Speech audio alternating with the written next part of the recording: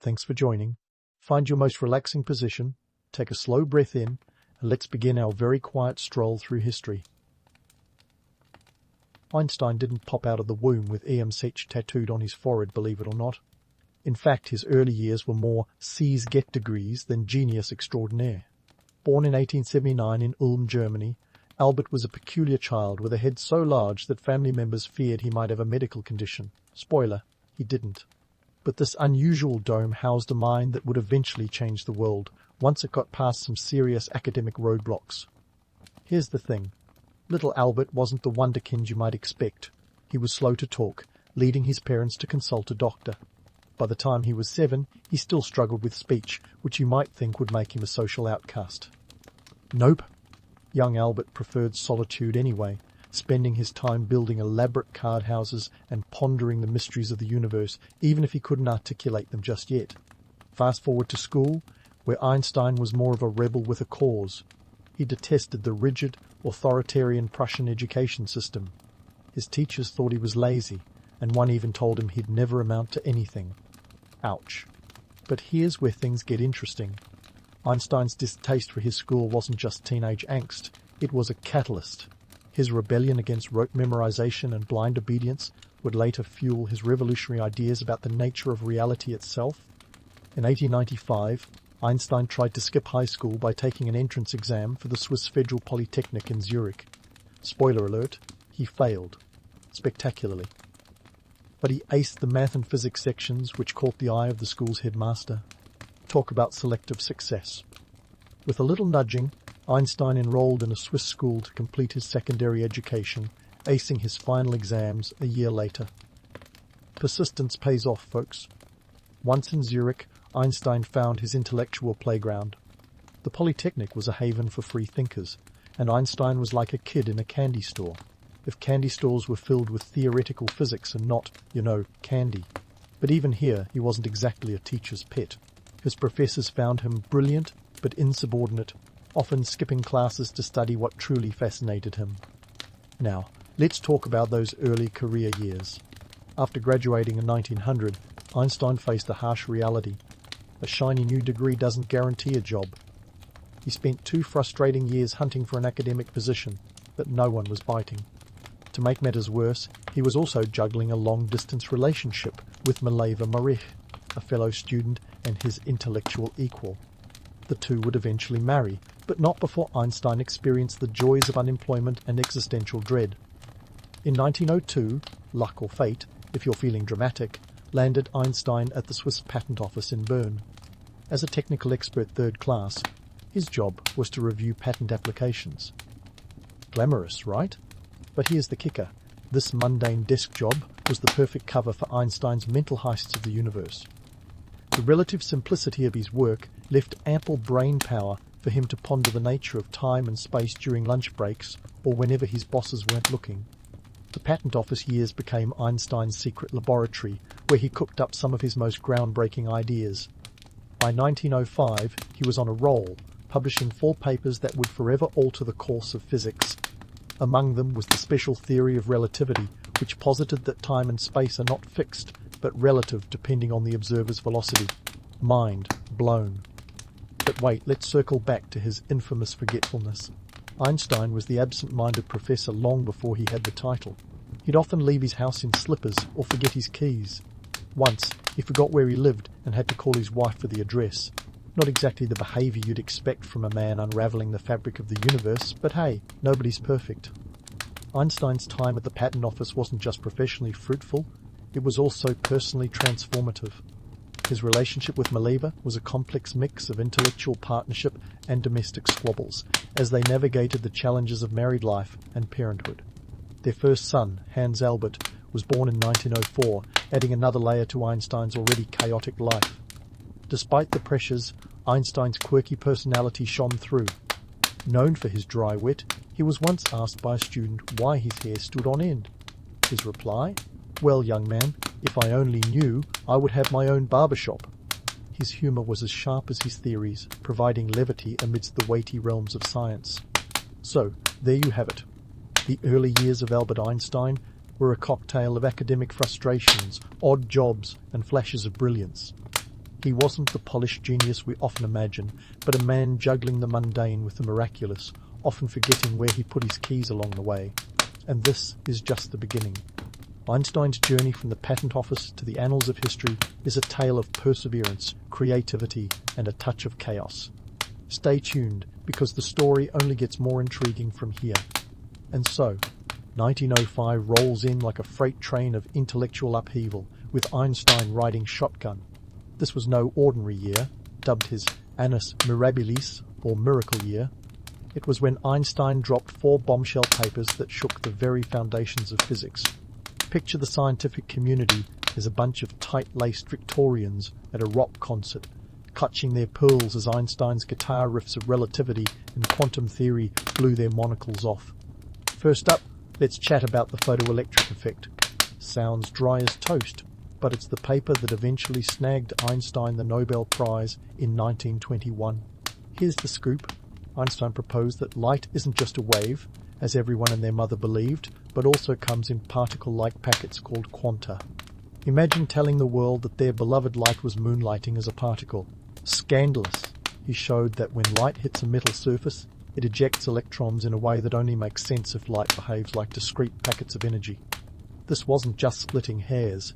It was a bold leap into the quantum world, paving the way for technologies like solar panels and even the screens you're probably staring at right now.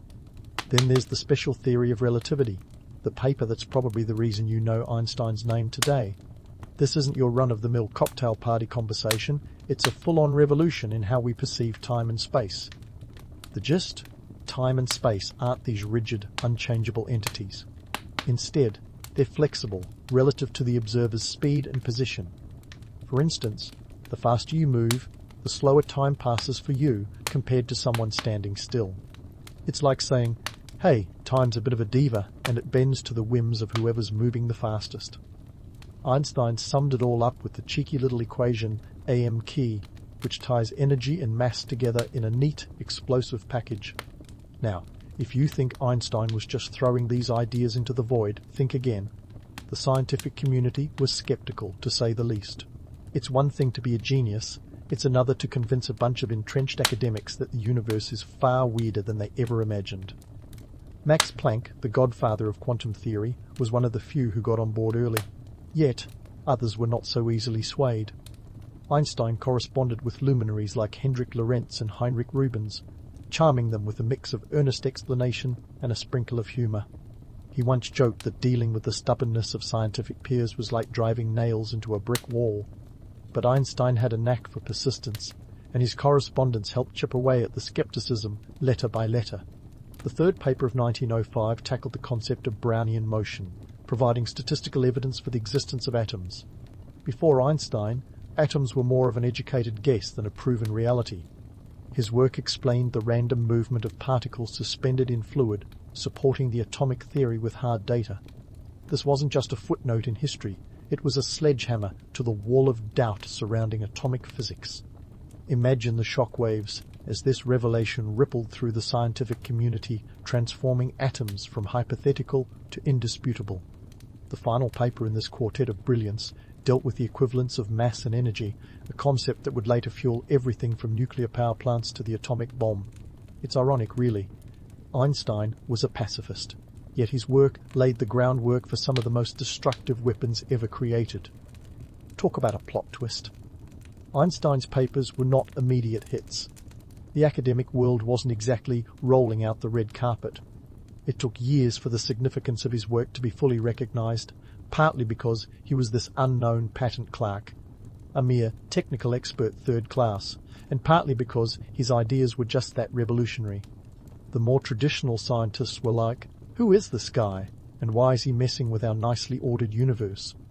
But Einstein wasn't just some ivory tower intellectual. He knew how to tap into the zeitgeist, and his timing was impeccable. The world was on the brink of massive change, politically and technologically. This was the age of the automobile, the airplane, and the wireless telegraph. Society was ready for a paradigm shift, even if they didn't realize it. Einstein's theories fit right into this narrative of transformation and innovation. While Einstein was busy rewriting the laws of physics, let's not forget he was also juggling a full-time job, a marriage, and a toddler. Picture him scribbling equations on napkins during lunch breaks or puzzling over the mysteries of the universe at the dinner table, all while Maliva tried to discuss the grocery budget. It's a testament to his perseverance and a touch of chaos that these revolutionary ideas emerged from such ordinary circumstances. Despite the initial resistance, Einstein's charm offensive worked wonders over time. By the time he was done, the scientific world had to concede, Einstein wasn't just rewriting physics textbooks, he was rewriting reality. His work gradually gained traction, and by 1920 he was a bona fide celebrity. The man who once failed an entrance exam had now redefined our understanding of time, space, and light. It was a classic underdog story, but with a twist of quantum mechanics and a side of relativity. So, there you have it. 1905 was the year Einstein went from obscure patent clerk to scientific rock star. His work paved the way for the modern world, influencing everything from GPS technology to our understanding of the universe itself. Yet, in the midst of all this, he remained the same absent-minded genius who occasionally forgot his own address. Stay tuned, because the story of Einstein's journey through the turbulent waters of fame, controversy, and scientific discovery is far from over. As Einstein's theories began to seep into the consciousness of the scientific elite, the universe itself seemed to conspire in his favour. Into the solar eclipse of May 29, 1919, the ultimate cosmic stage for Einstein's moment of truth. Sir Arthur Eddington, a British astronomer with a penchant for the dramatic, set out to test Einstein's general theory of relativity by measuring the bending of starlight around the sun. You could say the universe decided to give Einstein a rather flashy endorsement. The results were as electrifying as a Tesla coil in a thunderstorm. Eddington's observations confirmed that light indeed bent around the sun, just as Einstein had predicted.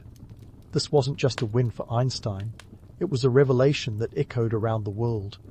Imagine the sensation, a theoretical physics paper validated by celestial choreography, like the universe itself was giving Einstein a standing ovation. The media, always hungry for the next big thing, latched onto the story with ravenous enthusiasm.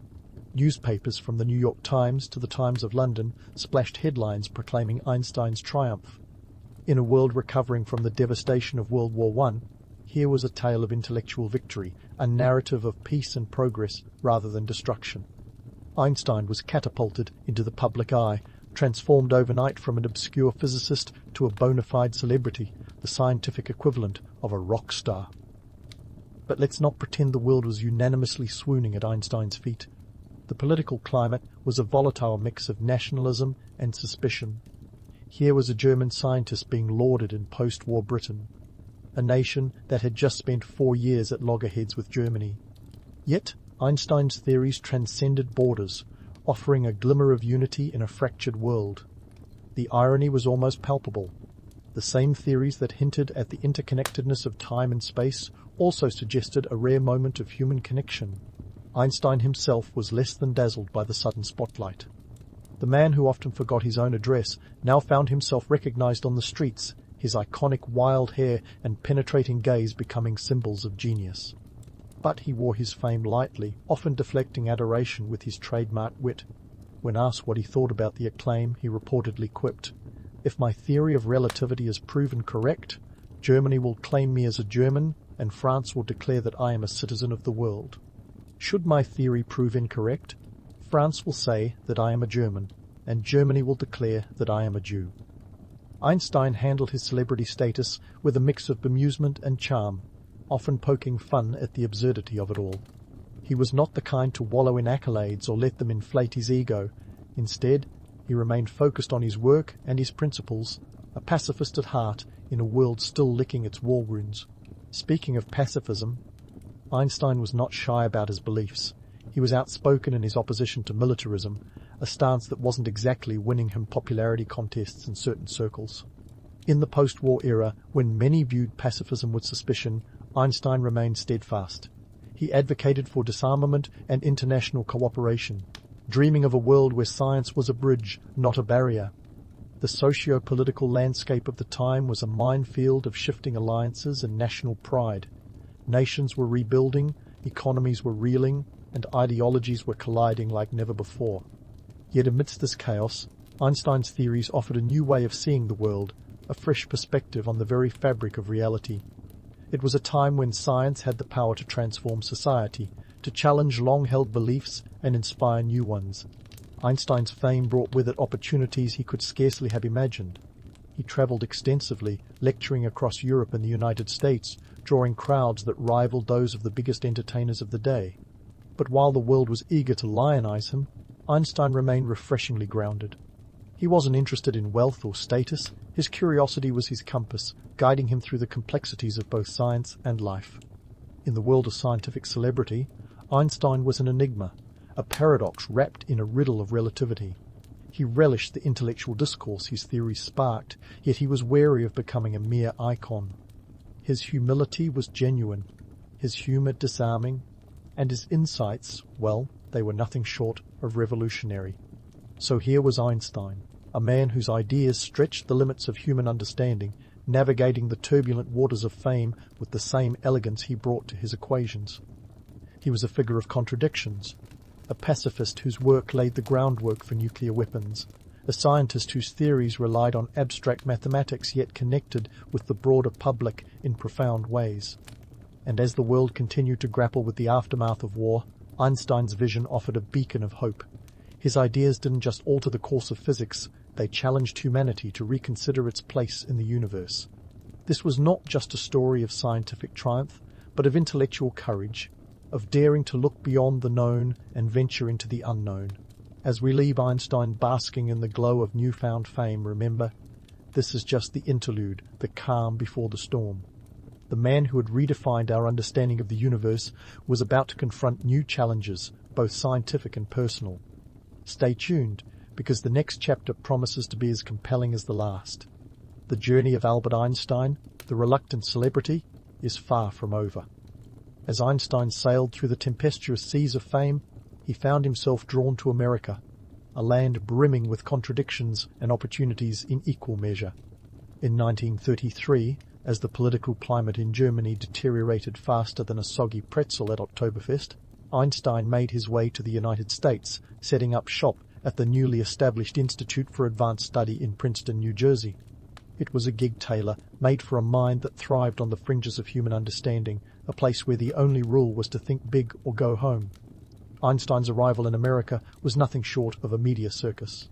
Imagine a red carpet rolled out for a physicist rather than a Hollywood starlet. Reporters clamoured for a piece of the man whose brain seemed to have a direct line to the universe itself. But Einstein, ever the reluctant celebrity, approached this new chapter with a mix of curiosity and skepticism. He famously quipped, "If my theories prove correct, the Germans will call me a German, the Swiss will call me a Swiss, and the Americans will call me a great man." Settling into the rhythm of American life, Einstein became a fixture in Princeton's intellectual scene. But while his work at the Institute allowed him to roam the uncharted territories of theoretical physics, his heart and mind were also deeply invested in the social issues of his adopted homeland. He saw America as a land of promise, yes, but also a place riddled with profound inequalities and injustices. Einstein didn't just dip his toes into political activism, he cannonballed in, making a splash that echoed across the nation. He was particularly vocal about civil rights, emerging as a staunch advocate against racism at a time when the subject was as sensitive as a sunburned nose. His friendship with African-American civil rights leader W.E.B. Du Bois was a testament to his commitment. Imagine the unlikely duo, the iconic, bushy-haired physicist and the pioneering sociologist, both engaged in a shared pursuit of justice. Einstein's outspokenness didn't always sit well with the status quo. In 1946, he publicly condemned the treatment of African Americans, likening it to the persecution of Jews in Europe. He boldly declared, "The separation of the races is not a disease of colored people, but a disease of white people. I do not intend to be quiet about it." This was no small statement in a country where racial tensions were as palpable as a live wire. But Einstein's activism wasn't just restricted to speeches and statements. He put his money where his mouth was, supporting organizations like the NAACP and inviting Marian Anderson, the celebrated African-American singer, to perform at his home when she was denied a hotel room due to her race. Einstein wasn't just a theoretical genius. He was a living example of the principle that actions speak louder than words. in his spare time because, of course, even Einstein had to unwind. The great thinker indulged in a rather peculiar hobby, sailing. The irony here is richer than a New York cheesecake. Einstein, the man who could navigate the complexities of the cosmos, was famously inept at navigating a simple sailboat. He didn't know how to swim, but that didn't stop him from taking to the water at every opportunity. You could say he was more all sail, no anchor than anything else. Picture him, hair whipping in the wind, glasses perched precariously on his nose as he attempted to harness the power of the wind with the same gusto he applied to the mysteries of the universe. His boat, Tainef, Yiddish for worthless, was a fitting metaphor for his sailing prowess. On more than one occasion, he had to be rescued from the clutches of the sea by bemused fellow sailors. Yet, for Einstein, these excursions were more about the journey than the destination. While Einstein grappled with American culture, he never lost sight of the broader implications of his scientific and political endeavors. The world was hurtling towards a new era, and the stakes were higher than ever. His involvement in the development of the atomic bomb through the famous letter to President Roosevelt in 1939 was a decision fraught with moral complexity. Einstein later expressed deep regret over the role his theories played in creating a weapon of mass destruction, a sentiment he carried to his grave. Back in Princeton, Einstein remained a magnet for curious minds and political figures alike. His modest home became a hub of intellectual and cultural exchange. One could find him deep in conversation with everyone from physicists to poets, discussing everything from the latest scientific theories to the pressing ethical quandaries of the day. Yet, despite his renowned intellect, the man couldn't cook to save his life. His culinary skills were reportedly so abysmal that his housekeeper once quipped he burned soup. Einstein's life in America was a tapestry of contradictions. An immigrant who became a national icon, a pacifist whose ideas enabled the most destructive weapon ever made, a genius who was as comfortable discussing the fabric of space-time as he was fumbling with a sailboat. His legacy is a testament to the power of ideas to transcend borders and challenge the status quo. As the years rolled on, Einstein's influence only grew. He became more than just a scientific luminary. He was a symbol of intellectual courage and moral fortitude. His willingness to speak out against injustice, even when it was unpopular or dangerous, set him apart in a world often content to look the other way. The story of Einstein's later years is one of a man who never stopped questioning, never stopped challenging the world to be better, and never stopped dreaming of a future where knowledge and compassion could coexist. Yet, even as he stood at the pinnacle of intellectual achievement, he remained, at heart, a humble sailboat enthusiast, adrift on the sea of possibility. And so, as we pause in our exploration of Einstein's life, remember that the journey is far from over. The man who rewrote the laws of physics and challenged the moral compass of his time still has more to teach us about the universe and about ourselves. Stay tuned, because this is just the beginning of the next chapter in the saga of Albert Einstein, the indefatigable explorer of both the cosmos and the human spirit. And just like that, we find ourselves at the final chapter of Einstein's saga, where the man with the wild hair and wilder ideas becomes more than just a footnote in history, he becomes a legend. So, let's dive into the deep end of the pool and explore the ripples of his legacy that continue to shape the world today. First up, Einstein's contributions to quantum mechanics. Now, this is where things get interesting. And by interesting, I mean puts the fun in fundamental physics. Despite being one of the founding fathers of quantum theory, Einstein was famously skeptical about its implications. He had a bit of a love-hate relationship with the field, like a cat that can't decide if it wants to nap or knock things off the counter. He famously quipped, "God does not play dice with the universe," expressing his unease with the randomness at the heart of quantum mechanics. To Einstein, the universe was a grand symphony, not a chaotic jam session. But let's not throw the baby out with the bathwater. Einstein's skepticism didn't mean he dismissed quantum theory outright. Far from it. His work on the photoelectric effect laid the groundwork for quantum physics, earning him the Nobel Prize in 1921. His reluctance was more about the philosophical implications than the science itself. It's like loving the cake but questioning the recipe. So, while he might have been the grumpy old man at the quantum party, his contributions were crucial. Now, let's switch gears and talk about Einstein's cultural influence. This is where the man becomes a myth, a symbol of genius that transcends the bounds of physics. You know you've hit icon status when your face is plastered on everything from t-shirts to coffee mugs. The image of Einstein sticking out his tongue is practically a cultural meme before memes were even a thing. It's like the universe decided to give him a second act as a pop culture phenomenon. But here's where it gets juicy. The myths. Oh, the myths.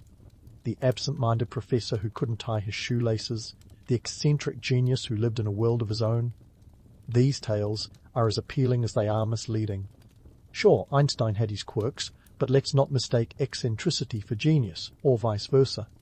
It's easy to romanticize the idea of the scatterbrained scientist, but the truth is, Einstein was deeply engaged with the world around him. His apparent forgetfulness was more a testament to his singular focus than any inherent absent-mindedness. Einstein's genuine warmth and humanity often get lost in the shuffle of these myths. He was a man who cared deeply about people, who valued kindness and compassion as much as he did equations and experiments. His letters reveal a man who was generous with his time and intellect, often assisting fellow scientists and students. He wasn't just a brain on legs, he was a human being with all the complexities and contradictions that entails. Now, let's talk legacy. Einstein's impact on science is seismic, to say the least. His theories revolutionized our understanding of time, space, and energy. Concepts like black holes, wormholes, and the Big Bang all trace their roots back to his work. He didn't just change physics, he changed the way we see the universe. And while he had his doubts about quantum mechanics, his challenges forced the field to evolve, leading to breakthroughs that continue to shape technology today. From GPS to quantum computing, the fingerprints of Einstein's theories are everywhere. But perhaps the most enduring aspect of Einstein's legacy is his courage to question the status quo. He showed us that it's okay to challenge established norms, to ask the uncomfortable questions, and to pursue truth, even when it's elusive. In a world often content with easy answers, Einstein dared to dive into the deep end of uncertainty, armed with nothing but curiosity and a relentless drive to understand. In the end, Einstein's story is a reminder that genius isn't about knowing all the answers, it's about never stopping the search. It's about seeing the world not as it is, but as it could be. It's about looking beyond the equations and theories to the heart of what it means to be human. Einstein's life was a tapestry woven with intellect, curiosity, and a touch of chaos, a testament to the messy, beautiful process of discovery. So, as we wrap up our exploration of Einstein's legacy, let's take a moment to appreciate the man behind the myth, the thinker who dared to dream, the scientist who reshaped our understanding of reality, and the human being who never stopped questioning. Einstein once said, "The important thing is not to stop questioning. Curiosity has its own reason for existing." And perhaps that's the greatest lesson of all, to keep asking, to keep exploring, and to never lose sight of the wonder that lies just beyond the known. As we bid adieu to Einstein, remember that his legacy isn't just written in textbooks or etched in the annals of history, it's alive in the questions we ask, the discoveries we make, and the worlds we dare to imagine. Einstein was more than a scientist. He was a pioneer, a trailblazer lighting the way for future generations. And in that light, his journey continues, a testament to the enduring power of curiosity and the boundless potential of the human mind. As a young boy, Peter Romanoff was less interested in the trappings of royalty and more fascinated by the mysteries of the world beyond Russia's borders. Born in 1672 into a country that stretched from the Baltic Sea to the Pacific Ocean, Peter had a playground that was more an empire than a backyard. But let's not kid ourselves. This wasn't the idyllic childhood of a fairy tale. Russia was a turbulent mess, a giant landmass of chaos that needed more than a little tidying up. By the time Peter was a teenager, he'd already seen more palace intrigue than a Game of Thrones marathon. He wasn't even supposed to be Tsar just yet, but a family feud and the sudden deaths of several relatives fast-tracked his ascension. Picture a 10-year-old boy who, instead of playing with wooden toy soldiers, was thrust onto the real-life battlefield of Russian politics. His half-sister Sophia, ever the opportunist, served as regent, pulling the strings from behind the scenes while Peter ostensibly shared the throne with his half-brother Ivan V. But Ivan, bless his soul, was more of a placeholder than a ruler, leaving Peter to navigate the political minefield. Now, let's talk about the Russia Peter inherited. We're talking about a land where serfdom was alive and well. The Orthodox Church wielded as much power as any czar, and the aristocracy clung to their outdated customs like they were going out of style, which, spoiler alert, they were. Imagine a country where the concept of modernization was as foreign as sushi, and you've got 17th century Russia in a nutshell. Peter, however, had a different vision. He was captivated by Western Europe, a continent that seemed to be having all the fun with its Enlightenment thinkers, scientific revolutions, and snazzy fashion, while Russian boyars were busy twirling their moustaches. Peter dreamt of transforming Russia into a European powerhouse, even if it meant dragging it kicking and screaming into the modern age. But Peter wasn't just a dreamer. He was a doer, albeit an eccentric one. For starters, he had a thing for ships. Not just the kind that float on water, but the kind that could transform an entire nation. He dabbled in shipbuilding like it was a weekend hobby, which was unusual for a czar, but typical for Peter. In fact, he was so hands-on that he once travelled to the Netherlands to work in a shipyard. Here was the ruler of Russia, incognito no less, hammering nails alongside Dutch carpenters. Forget the imperial robes, Peter preferred a carpenter's apron. But let's not overlook the Grand Embassy, Peter's infamous 18-month European tour that combined diplomacy with the shenanigans of a college road trip. In 1697, Peter and his entourage set off to visit European courts, but Peter had a secret agenda: learn as much as he could about Western technology, culture, and military tactics. The trip was 1 part fact-finding mission, 1 part cultural exchange, and 3 parts Peter being Peter. Now, here's the kicker. Peter travelled incognito, using the pseudonym Peter Mikhailov. Imagine the surprise of European aristocrats when they found out they'd been hosting the Tsar of Russia in their guest houses, thinking he was just some eccentric Russian nobleman. As you can imagine, this led to more than a few awkward moments and head-scratching among diplomats who weren't quite sure how to handle a ruler who preferred rolling up his sleeves to sitting on a throne. During his travels, Peter's enthusiasm for learning knew no bounds. He studied shipbuilding in the Netherlands, observed artillery drills in Prussia, and even wandered the streets of London, reportedly getting into a bit of a kerfuffle with locals. Because what's a trip without a little international incident? He even visited the Royal Mint, taking a keen interest in coin production. The man was a sponge, soaking up every bit of knowledge he could find, then squeezing it out all over Russia. But let's not get too misty-eyed about Peter's exploits. While the romantic image of a czar in disguise has its allure, the reality was more complex. His European escapades were expensive, costing Russia a small fortune money that might have been better spent addressing the poverty back home. And his methods? Less diplomacy and more do as I say or else. Yet Peter's unusual hobbies and his relentless pursuit of knowledge laid the groundwork for his ambitious reforms. He returned to Russia with a head full of ideas and a heart set on change. The boy who had once played with toy soldiers was now ready to mould a nation. But to understand where he's going, you have to know where he came from, and the Russia he aimed to transform was a beast of its own making. This was Peter the Great, part visionary, part mad scientist, and wholly determined to drag Russia into the future, 1 ship, 1 nail, and 1 incognito trip at a time. And so, Peter returned home with a suitcase full of European blueprints and a head full of revolutionary ideas. He was ready to kickstart his grand vision for Russia, a vision that involved more than just fancy new ships or military tactics. It was a full-fledged overhaul of a nation stuck in its medieval ways, and Peter was the man for the job. You see, while most rulers might send a memo, Peter sent a tidal wave of reforms. First up on Peter's to-do list, the military. It was time to transform Russia's ragtag army into a disciplined, professional force. We're talking about an army that could do more than just look intimidating in a parade. Peter's goal was to create a force that could compete with Europe's finest, and he wasn't about to let anything or anyone stand in his way. To this end, he established the Russian Navy in 1696, and by 1703 had laid the foundation for the Baltic Fleet. Now, this wasn't just any fleet. It was Peter's pride and joy, his floating fortress of might and innovation. Picture this, Peter standing by the newly created port of St. Petersburg, watching as his ships set sail. The fleet boasted over 48 ships, a formidable force at the time, and was a testament to Peter's relentless drive to place Russia on the naval map. But it wasn't all smooth sailing.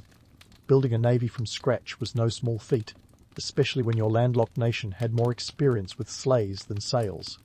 It cost a fortune, about 2 million rubles annually, a staggering amount for the time, but hey, who said modernization was cheap?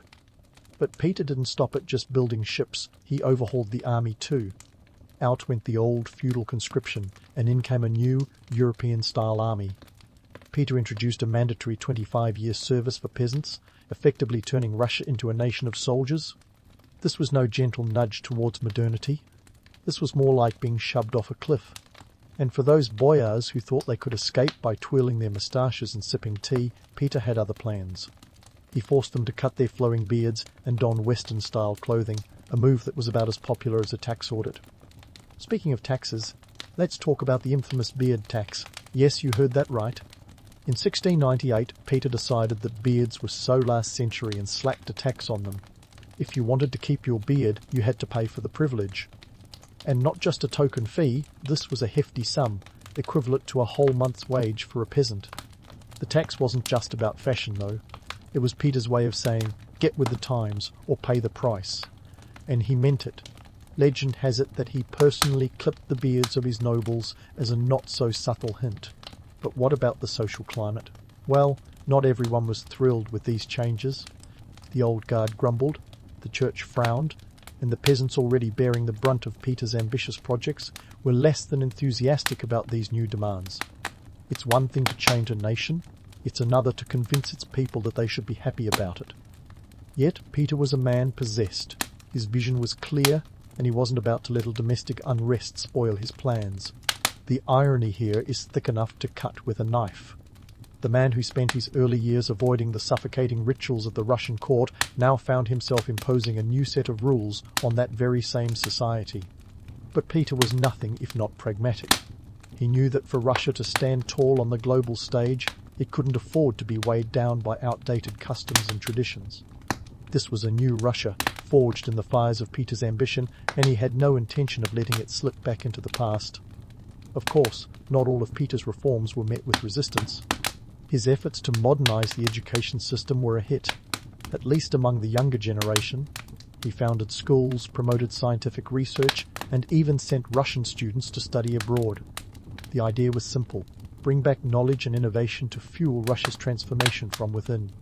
It was like planting seeds in a barren land, and slowly but surely they began to take root. Peter was a man on a mission, and he wasn't afraid to get his hands dirty, literally. He personally oversaw construction projects, worked in the shipyards, and even participated in military drills. This hands-on approach might have seemed eccentric to some, but it was exactly what Russia needed. His reforms weren't just about building ships or armies. They were about building a new Russian identity, one that could stand shoulder to shoulder with Europe's great powers. But let's not sugarcoat it. Peter's methods were often brutal. His vision of progress came at a high cost, both financially and socially. The construction of St. Petersburg alone claimed the lives of thousands of serfs, forced to work in harsh conditions with little regard for their well-being. It was a city built on bones, a stark reminder that progress often demands sacrifice. Yet, in Peter's eyes, it was a necessary evil, a price worth paying for the greater good. As Peter's reforms took hold, Russia began to change. Slowly but surely, the country was dragged into the modern era, kicking and screaming all the way. The Baltic Fleet became a symbol of Russian power, a floating testament to Peter's relentless pursuit of progress. The military grew stronger, more disciplined, and capable of holding its own against Europe's finest. And the society, though resistant at first, began to adapt to its new reality. But beneath the surface, tensions simmered. The old guard wasn't ready to fade quietly into the night, and the church, once a powerful force in its own right, struggled to maintain its influence. Peter's reforms had shaken the very foundations of Russian society, and not everyone was eager to embrace this brave new world. It was a delicate balance, a tightrope walk between progress and tradition, with Peter as its daring acrobat. In the end, Peter's legacy was one of transformation. He took a country on the brink of irrelevance and turned it into a powerhouse, capable of competing with the best that Europe had to offer. His reforms were bold, often brutal, but undeniably effective. They laid the groundwork for a new Russia, one that could stand tall in the modern world. But as with any grand vision, the devil was in the details. Peter's pursuit of progress came with its own set of challenges, and the journey was far from over. There were still battles to be fought, both on the battlefield and in the hearts and minds of the Russian people. Peter's story was one of triumph and tragedy, a tale of a man who dared to dream big and wasn't afraid to pay the price for it. And so, as we delve deeper into the world of Peter the Great, we find a ruler who was as complex as the nation he sought to transform. A man who, despite his flaws and eccentricities, left an indelible mark on history, a mark that continues to shape Russia to this day. But the story is far from over. There are still more twists and turns to explore, more myths to debunk, and more lessons to learn from the life and legacy of Peter the Great. Stay tuned for the next chapter in this epic saga of ambition, innovation, and the relentless pursuit of progress.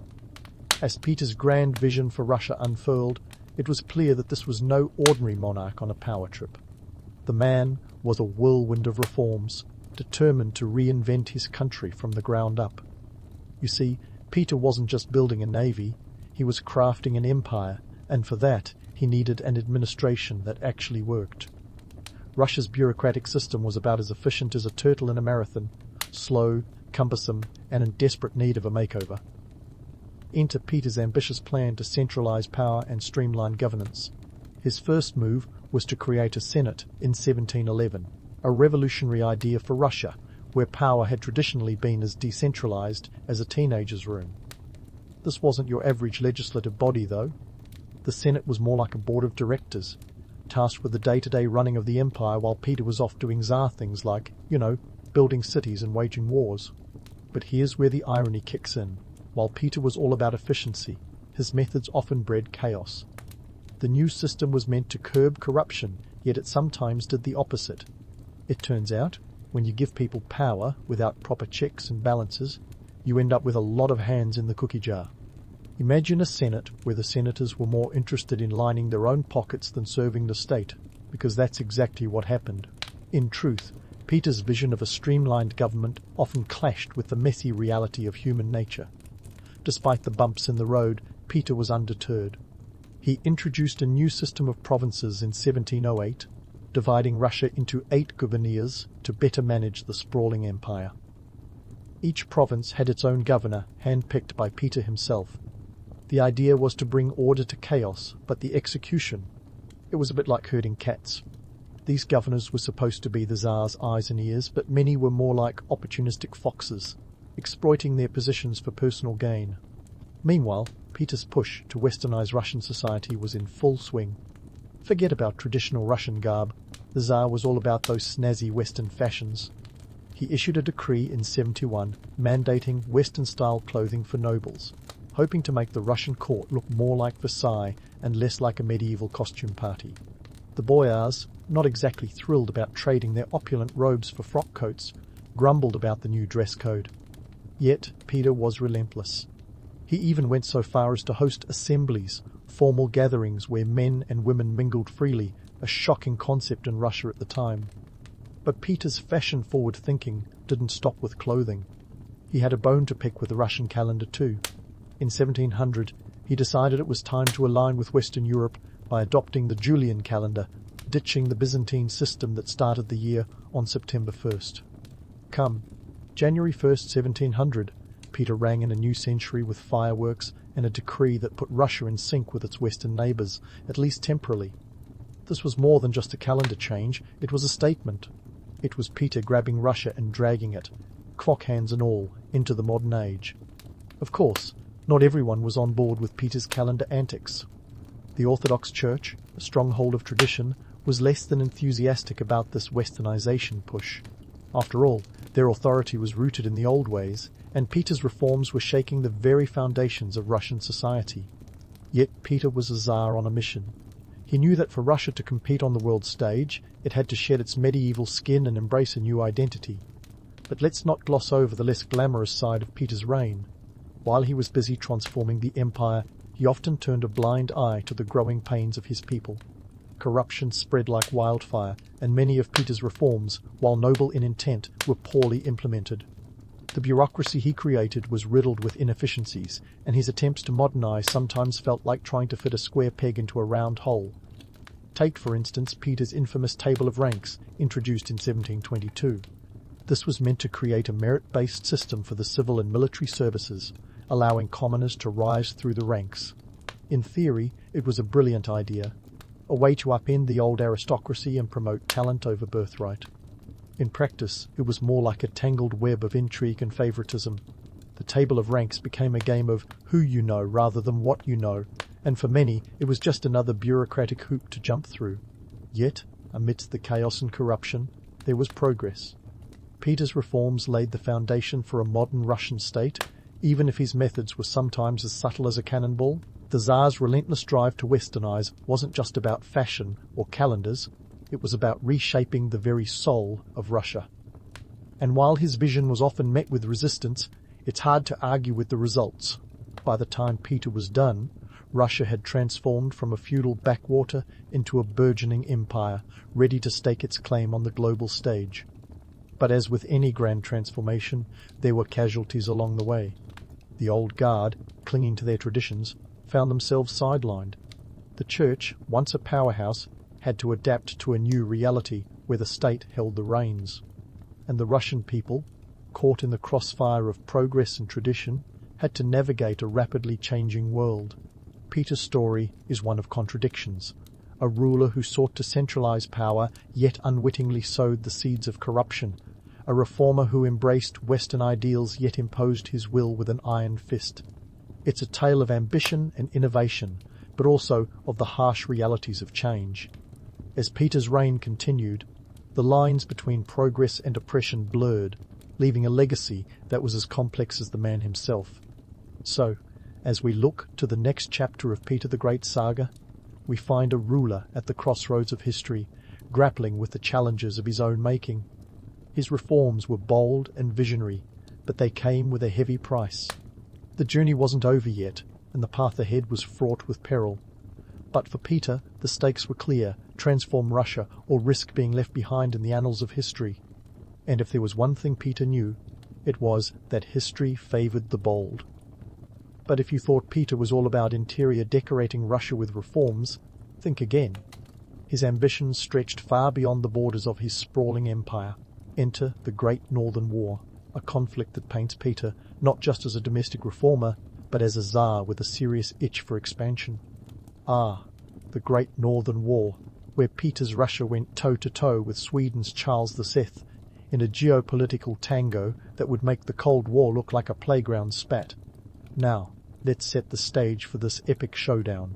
It's the early 1700s, and Europe's map is less a stable parchment and more a jigsaw puzzle with pieces constantly shifting.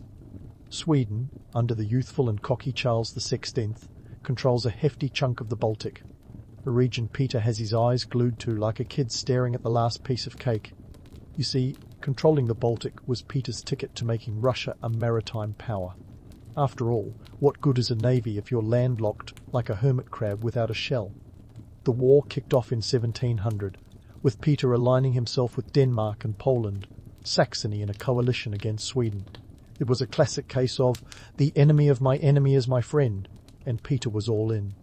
But let's not pretend. Peter waltzed into the fray like a seasoned general. His first major battle at Narva in 1700 was an unmitigated disaster. The Russian army, poorly trained and ill-prepared, faced a Swedish force that was as disciplined as it was fierce. The result? A thrashing so thorough it left Peter with a bruised ego and a burning resolve. Here's where the myth-busting begins. While Peter's military exploits are often romanticized as strokes of genius, the reality was more akin to a series of trial-and-error experiments, with plenty of errors to spare. Yet, if Peter was anything, he was tenacious. Following the Narva debacle, he took a page from the old playbook. If at first you don't succeed, throw more money and manpower at the problem. By 1709, Peter had rebuilt his forces, turning them into a formidable army of over 60,000 soldiers. This was no small feat, especially considering the Russian economy was already stretched thinner than a balalaika string. The turning point came at the Battle of Poltava in 1709, a clash that saw Peter's forces deliver a decisive blow to the Swedish army. Poltava wasn't just a battle, it was Peter's coming-of-age party as a military leader. The victory forced Charles VII to flee to the Ottoman Empire, effectively flipping the script in favor of Russia. But hold the applause, because while Peter's triumph at Poltava was impressive, it came with a hefty price tag. The human cost was staggering, with thousands of Russian soldiers dead or wounded. The financial toll was equally steep, draining the Russian treasury and pushing the economy to its limits. Now, it's tempting to paint Peter as a military prodigy after Poltava, but the truth is more nuanced.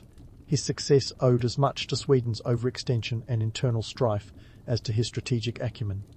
Charles II's decision to invade Russia was, to put it mildly, a colossal blunder.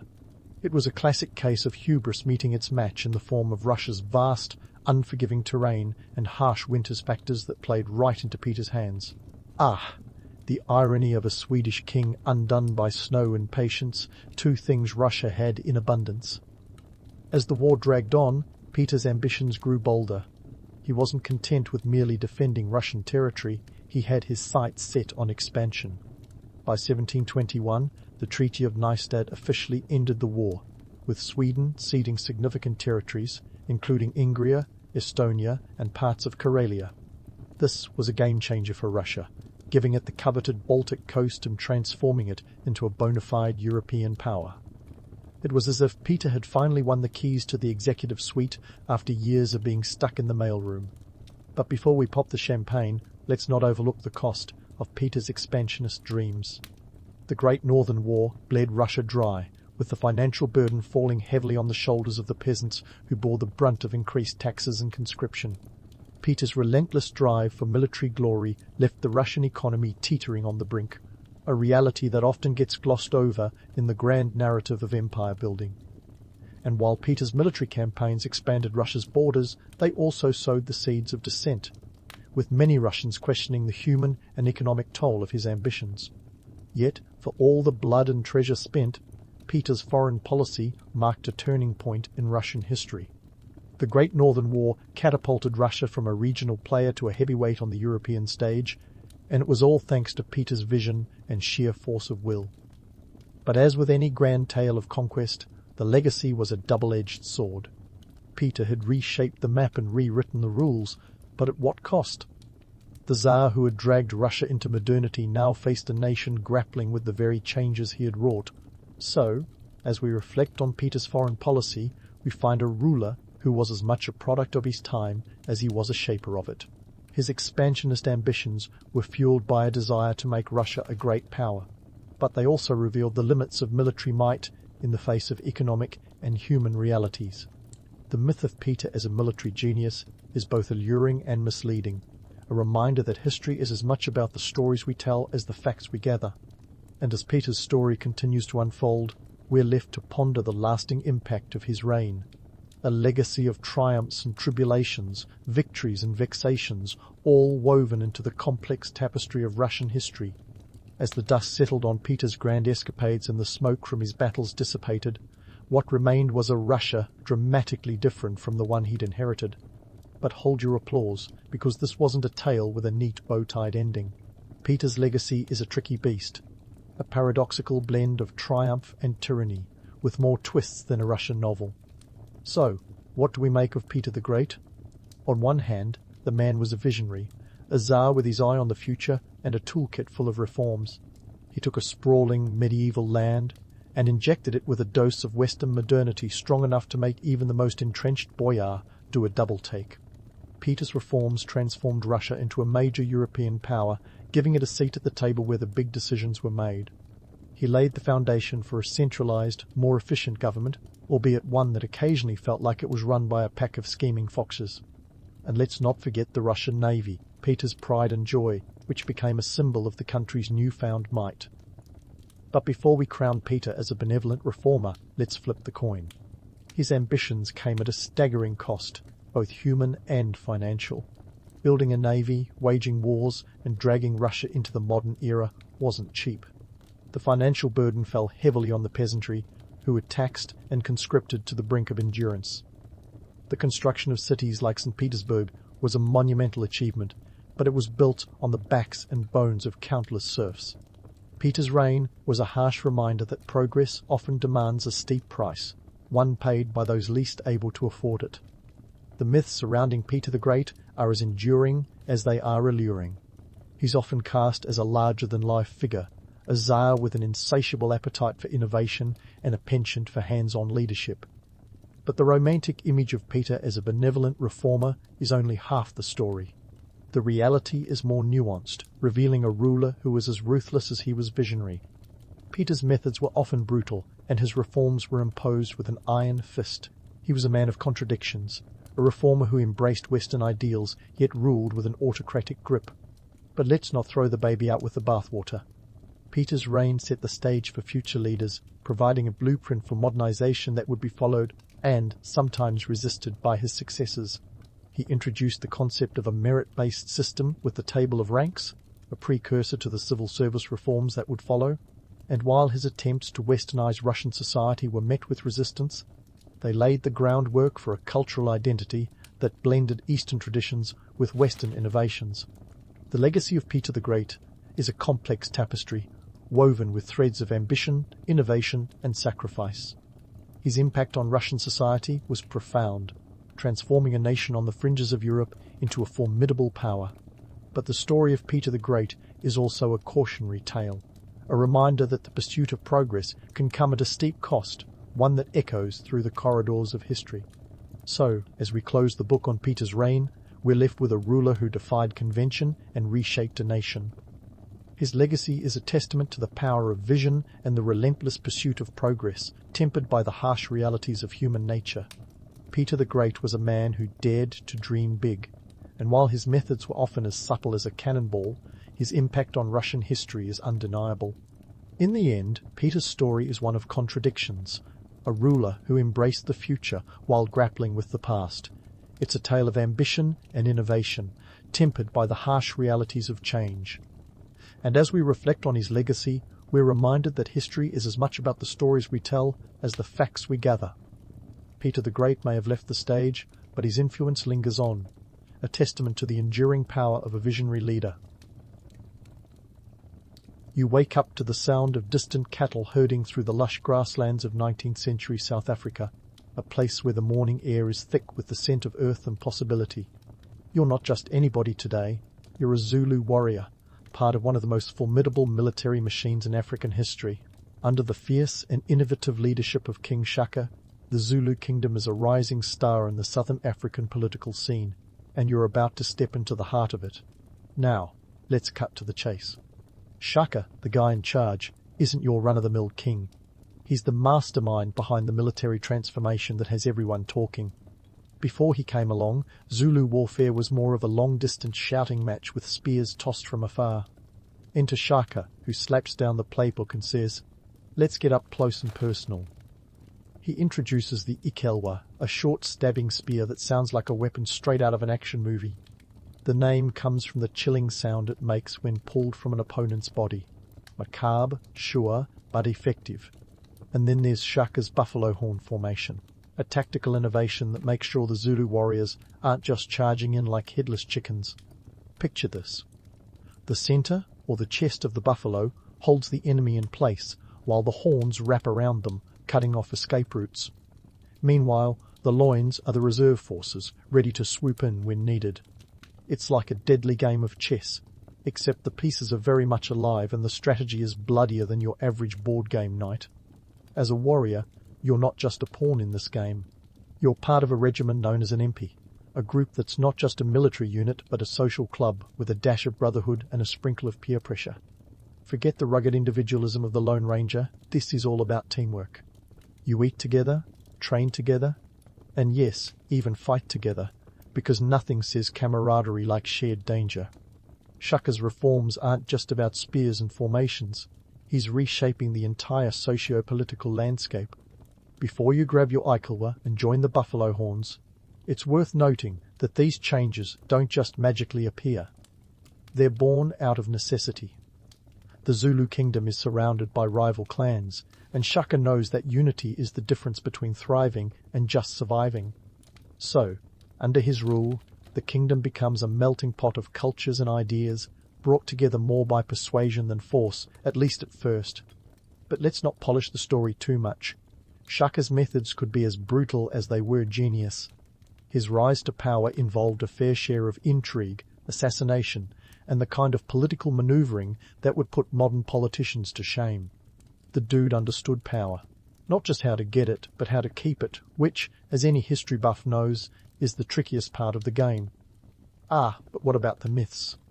The romantic tales of Shaka as a kind of African Hercules, single-handedly building an empire with his bare hands and a glint in his eye. Tempting as they are, the truth is a bit more nuanced. Sure, Shaka was a tough cookie, but he was also backed by savvy advisors and a loyal core of warriors who bought into his vision. It's a team effort, folks, even if the history books like to paint a lone hero. So, as the sun starts to climb higher, and you prepare to join your comrades, take a moment to appreciate the world you're stepping into. It's a place of innovation and conflict, where every warrior, from the most seasoned veteran to the newest recruit, plays a crucial role. Each day is a chance to prove yourself, not just on the battlefield, but as part of a community that relies on you as much as you rely on it. With your iklewa in hand and a strategy in mind, you're ready to face whatever the day throws at you. Whether it's preparing for the next big battle, or participating in the daily life of the Zulu kingdom, you're part of something larger than yourself, a story that continues to captivate and inspire. Just remember, as you march into history, that even legends need their breakfast, and just like that, mid-morning nudges you into the rhythm of a Zulu warrior's life. It's not all glamour and glorious battles. In fact, the day-to-day involves a whole lot more sweat than swordplay. Forget Netflix binges and lazy weekends. Being part of Shaka's empire is a full-time gig with mandatory overtime. Training is the heart of your existence, and it's as relentless as the African sun beating down on the savannah. So, what's on the agenda today? Well, start by lacing up your sandals for a jog. A casual 50 kilometers, give or take. Shaka's warriors are renowned for their stamina, and this isn't just for bragging rights. In a world where battles can pop up faster than a game of whack-a-mole, being able to move quickly and efficiently is your ace in the hole. No Uber rides here. It's your own 2 feet or bust. Running isn't just about speed, it's about endurance. You need the stamina to hold the line, charge when ordered, and still have enough energy to execute that infamous buffalo horn formation. The idea is to outlast and outmaneuver your adversaries, turning your legs into the most dependable mode of transport. Marathon runners today might tip their hats to you, but they'll never know the pressure of running with a spear in one hand and destiny in the other. Next up, weapon drills. Your iklewa isn't going to swing itself. These drills are as much about muscle memory as they are about technique. You practice thrusting and retracting your spear until it becomes as natural as breathing. Remember that iklewa isn't just a weapon, it's an extension of you. It's a deadly dance partner, and you need to lead without stepping on any metaphorical toes, or actual ones for that matter. But don't get too carried away. You're not just training to be a soldier, you're training to be part of a community. The impi isn't just about crushing your enemies, it's about cohesion, camaraderie, and a sense of brotherhood that would make even a band of brothers blush. You share everything, meals, victories, defeats, and even the occasional bout of homesickness. There's no room for lone wolves here. It's pack mentality or bust. Speaking of meals, let's talk about the economic backdrop that fuels this military machine. Cattle, my friend, are the currency of choice in the Zulu kingdom. They're more than just walking hamburgers. They're a measure of wealth, social status, and political power. A man's worth is often counted in cattle, and owning a sizable herd can elevate you in society faster than a well-timed Instagram post. Cattle provide milk, meat, and hides, but they also serve as dowries and offerings in negotiations. They're the Swiss bank accounts of the savannah. Now, imagine the logistics of feeding an army that could number in the tens of thousands. Military campaigns aren't just about swinging swords and making grand speeches.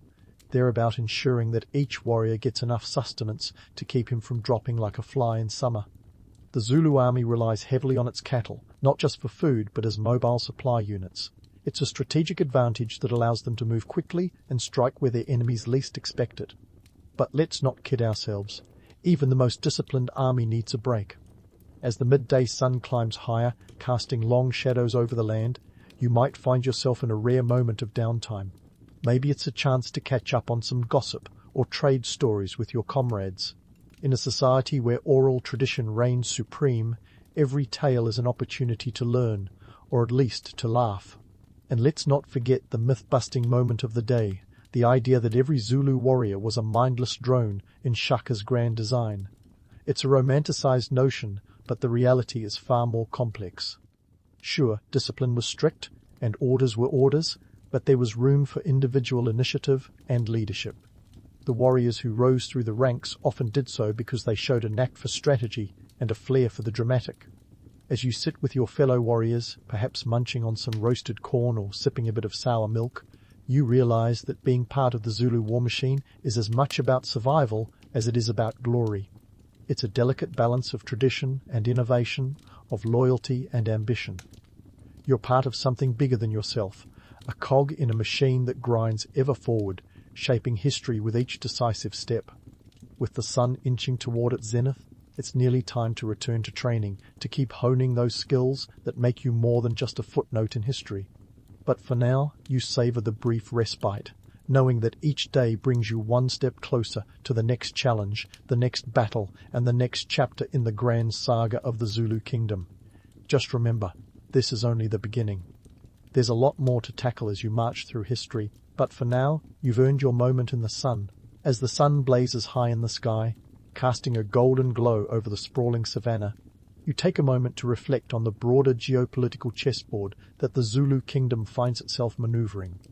This is a world where alliances and rivalries are as complex as any soap opera plot twist, and every move on this stage has real consequences. Let's dive headfirst into the simmering pot of tribal politics and European colonial ambitions that define this era. The Zulu kingdom isn't just flexing its muscles against local rivals, it's caught in a game with much bigger stakes. Picture a kaleidoscope of neighboring tribes, each with its own ambitions and grudges, swirling around the Zulu like moths to a flame. The Zulu, under Shaka's rule, and later his successors, are both a beacon of power and a threat to these neighbors, depending on which side of the buffalo horn formation you're standing. Now, let's not romanticize this too much.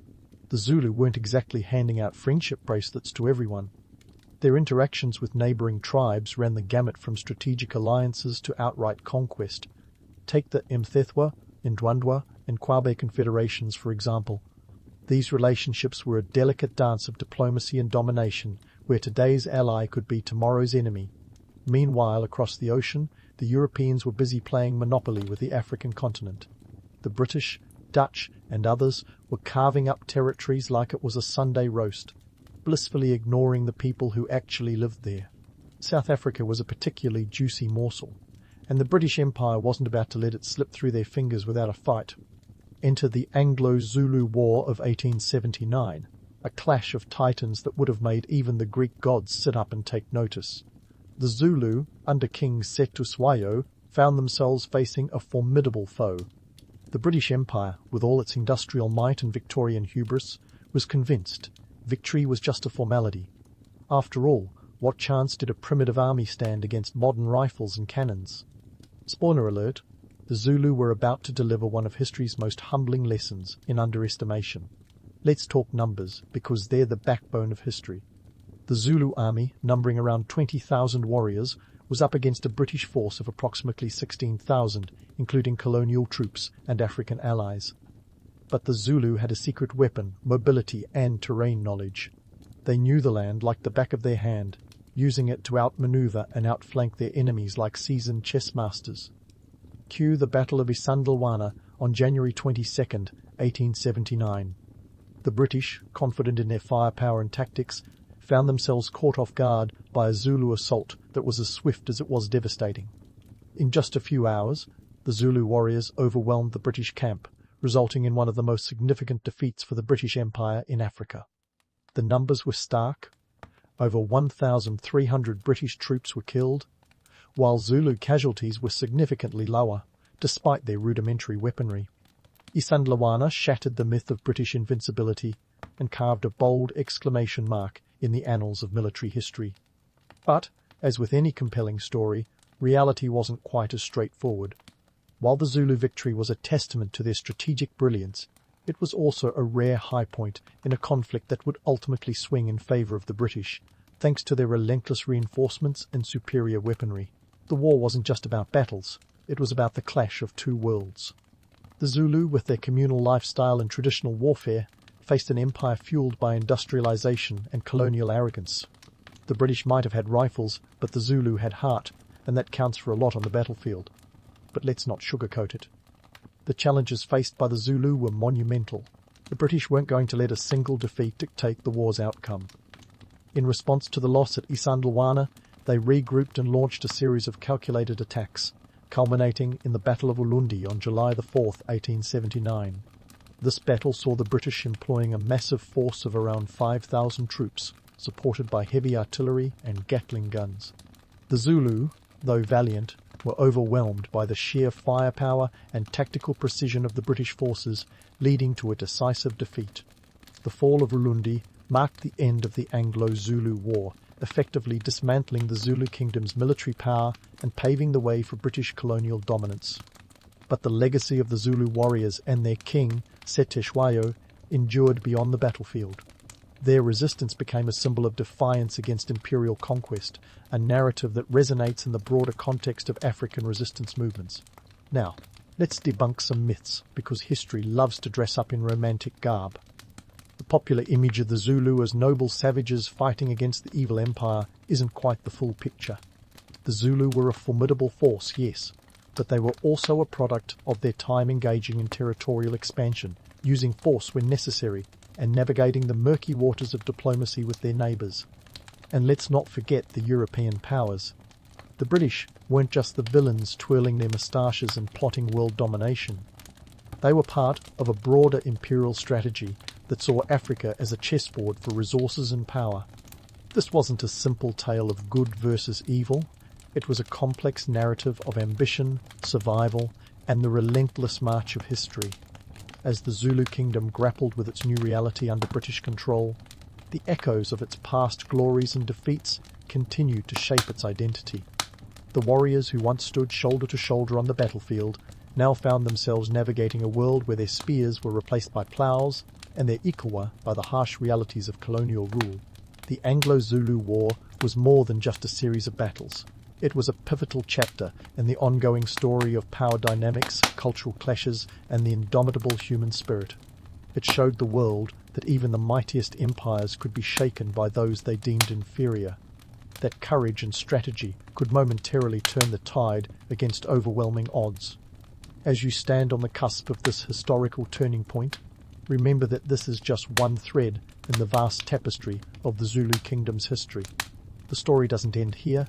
It's a living narrative that continues to unfold, shaped by the echoes of the past and the whispers of the future.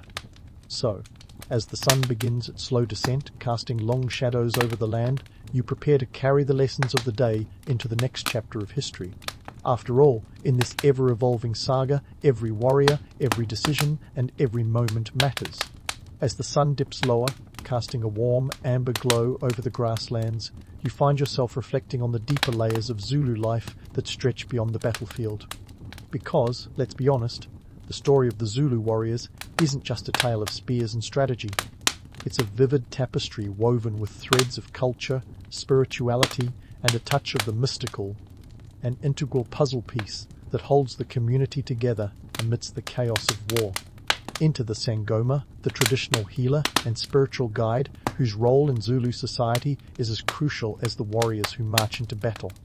Picture this: a figure shrouded in mystery, draped in beads and animal skins, wielding not a weapon, but the power of ancestral wisdom and medicinal knowledge. The Sangoma is the community's go-to for everything from physical ailments to existential crises, a job description that would make a modern-day therapist break out in a cold sweat. Now, before you romanticize this into some sort of mystical Yoda figure, let's dig into the nitty-gritty. Being a Sangoma isn't just about shaking rattles and chanting in moonlight rituals. It's a profession grounded in years of training and apprenticeship, steeped in the kind of practical knowledge that modern medicine is only just beginning to acknowledge. Herbal remedies, bone casting, and spirit communication. These are the tools of the trade, and they've been honed through generations of trial and error. but don't get too caught up in the magic. The life of a Sangoma is as challenging as it is revered. They are, after all, the community's first line of defense against unseen forces, both spiritual and psychological. In a world where disease and death are ever-present shadows, the Sangoma's ability to offer hope and healing is a lifeline that holds the community together. It's no wonder that warriors, hardened by battle, would seek their counsel before marching off to face the unknown. Speaking of warriors, let's talk about resilience. It's not just about physical toughness, it's about mental fortitude, and that's where the Sangoma comes in. Through rituals and ceremonies, they instill a sense of unity and purpose, easing the soul's burdens and preparing the warriors for the trials ahead. Imagine being girded not just by armor and weapons, but by a collective spirit, a shared belief in the ancestral forces watching over you. It's a kind of psychological armor that rivals even the toughest chainmail. Of course, the romanticized image of the noble savage in touch with the earth and spirits is tempting, but it glosses over the complex reality. The Zulu people weren't living in some Edenic harmony with nature. Theirs was a world of harsh realities, where survival depended on a keen understanding of the environment and the ability to adapt. The spiritual practices weren't just quaint traditions, they were vital strategies for coping with life's unpredictability. Now, let's talk about those rituals. Ceremonies like the Umemulo, a coming-of-age rite for young women, and the Umkosi Wokweshwama, a harvest thanksgiving, are more than just cultural footnotes. They're communal events that reinforce social bonds and cultural identity. In the evenings, as the fires crackle under the vast African sky, these gatherings transform into vibrant celebrations of life, where storytelling and dance become powerful tools of cultural transmission. Storytelling. The oral tradition that keeps history alive when paper and pen are luxuries. The Zulu warriors, when not engaged in literal duels to the death, are part of a larger narrative, one that connects past, present, and future. Around the fire, tales of legendary battles and ancestral wisdom are passed down, instilling a sense of belonging and purpose. It's history as it was meant to be, living, breathing, and just a bit embellished for dramatic effect. But let's not get carried away with the romance of it all. These stories also serve a practical purpose, reinforcing social norms and imparting lessons learned the hard way. They're a reminder that the past is never truly past. It's a constant presence, shaping decisions and guiding actions in the here and now. And here's a nugget to chew on. The Zulu's spiritual beliefs weren't just about communing with ancestors and appeasing spirits. They were a pragmatic framework for interpreting the world, a way to make sense of the inexplicable and to find order in chaos. In a time when the natural world could be both bountiful and brutal, this worldview provided a measure of control, a belief that one's actions could influence the outcome. Now, let's poke a hole in another myth, the idea that the Zulu warriors were merely pawns in the spiritual game. Far from being passive recipients of fate, they actively engaged with their beliefs, using them as a source of strength and resilience. It's a dynamic relationship where faith and action go hand in hand, each reinforcing the other in a cycle as old as humanity itself. As the evening deepens, the camaraderie among the warriors grows palpable. It's not just the shared dangers that bind them, but the shared rituals and beliefs that give them a sense of identity and purpose. In a world where life is often short and uncertain, these connections are as vital as the air they breathe. And so, as the day transitions into night, you find yourself contemplating the dual nature of the Zulu warriors, both fierce combatants and deeply spiritual beings. It's a balance that defines them, a harmony of body and soul that extends beyond the battlefield into every aspect of life. As the stars begin their celestial dance across the sky, you realize that this exploration of Zulu culture and spirituality is just the tip of the spear. There's so much more to uncover, so many layers to peel back. The Zulu warriors are more than just historical footnotes. They're a testament to the complexity of human nature, a reminder that even in the harshest of times, the spirit endures. So, with the promise of more stories to come, you settle in for the night, ready to delve deeper into the rich tapestry of Zulu history. After all, this journey is far from over, and the next chapter is just waiting to be written, as the stars twinkle overhead like celestial spectators to history's grand performance. Let's take a moment to weigh the legacy of the Zulu warriors and their indelible mark on modern South Africa. This isn't just about dusty battlefields and ancient spears, it's about understanding how the echoes of the past continue to resonate in the present. First things first, let's talk about how the Zulu have been both mythologized and vilified over the years. It's tempting to paint them as either noble savages or ruthless conquerors, but the truth, as always, is more nuanced. The Zulu warriors, with their formidable military tactics and cultural resilience, have often been romanticized in popular culture. Think of epic films where they charge into battle with fearless abandon. Yet, these same narratives can obscure the harsh realities of their existence, the political machinations, the brutal campaigns, and the survival strategies that were as much about pragmatism as they were about valor. The myth-making machine has a way of glossing over the less glamorous aspects, like the economic engine that drove the Zulu kingdom. Behind every warrior was a system of trade and agriculture that sustained the kingdom. Remember the cattle? They were the unsung heroes, providing the wealth that fueled military campaigns and fed the community. In a land where cattle were the ultimate commodity, their role was as critical as any warrior's bravery. Without them, the Zulu war machine would have been more like a rickety cart than a well-oiled juggernaut. Let's not forget the European lens that viewed the Zulu as an exotic other. Colonial narratives often cast African societies as primitive, failing to recognize the sophisticated political and military strategies at play. The Zulu, for instance, weren't just swinging sticks in the air, they were implementing complex tactics that stumped even the mightiest of British forces at times. It's a stark reminder that history is often written by the victors, with all the biases and blind spots that entails. Yet, in the face of colonial narratives that sought to diminish them, the Zulu story has endured and evolved. Today, the tales of Shaka and his warriors serve as both a source of pride and a sobering reminder of the costs of resistance. In modern South Africa, the Zulu legacy is woven into the national fabric, a testament to cultural resilience in a land that has seen more than its fair share of upheaval. Let's fast forward to the present, where the Zulu influence is palpable in South African politics and culture. The Zulu are South Africa's largest ethnic group, making up about 22% of the population as of the latest census. Their history is not just a subject for textbooks, but a living narrative that finds expression in everything from politics to pop culture. Consider how the Zulu language, isiZulu, is one of the country's 11 official languages, spoken by millions and taught in schools across the nation. This linguistic legacy is a daily reminder of the Zulu's enduring presence in the cultural landscape. Politically, the Zulu have been a force to reckon with. In the late 20th century, the Inkatha Freedom Party, led by Chief Mangosuthu Buthelezi, played a pivotal role in South Africa's transition from apartheid to democracy. The party drew its support largely from the Zulu population and was instrumental in advocating for the rights of traditional leaders and cultural preservation. Buthelezi, often a controversial figure, was a skilled politician who navigated the stormy waters of South African politics with a Zulu warrior's tenacity. And let's not ignore the cultural revival that has seen traditional Zulu dance and music gaining international recognition. The vibrant rhythms and energetic movements of the Zulu dance aren't just tourist attractions, they are living traditions that celebrate a rich cultural heritage. The global popularity of groups like the Soweto Gospel Choir and the Ladysmith Black Mambazo, which incorporate elements of Zulu music, speaks to a broader appreciation and acknowledgement of the cultural depth the Zulu bring to the global stage. In the realm of military strategy, the Zulu's innovative tactics have been studied and admired by military historians worldwide.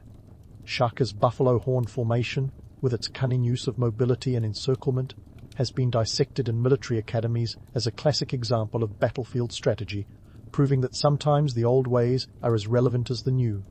It's a testament to the idea that effective strategy isn't about having the fanciest tools, but about using what you have in the most ingenious way possible. However, it's not all roses and rainbows. The commercialization of Zulu culture, often for tourism, has sparked debates about cultural appropriation and the commodification of heritage. Tourists flock to experience the authentic Zulu lifestyle, but this can sometimes reduce a rich and complex culture to a series of clichés and stereotypes. It's a delicate balance between sharing cultural treasures and preserving their authenticity, a challenge that many communities around the world face in an increasingly globalized society. The Zulu story, with its blend of myth and reality, is a powerful narrative of resilience and adaptation. It's a reminder that history isn't just a series of dates and events, but a living dialogue between the past and present. The Zulu warriors, with their indomitable spirit and strategic brilliance, have left a legacy that extends beyond the battlefield into the very heart of modern South African identity. As the night deepens and the stories of old linger in the air, you realize that the Zulu warriors were more than just figures of the past. They were pioneers of their time, navigating a world of conflict and change with a tenacity that still inspires today. Their legacy is a testament to the power of culture, resilience, and the enduring human spirit in the face of adversity. So, as you close the chapter on this journey through Zulu history, remember that the story is far from over. It's a living narrative, still unfolding, with new heroes and challenges on the horizon. After all, the past is never really past. It's a constant companion, whispering lessons and shaping the future in ways both seen and unseen.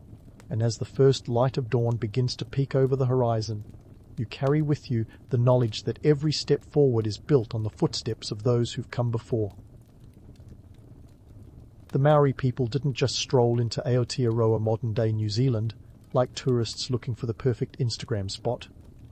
Nope, they arrived around 1300 AD, navigating the vast Pacific Ocean in large, double-hulled canoes known as waka. Picture this: fearless navigators using the stars as their GPS and the ocean currents as their guide. Talk about ancient Google Maps with a twist of Moana.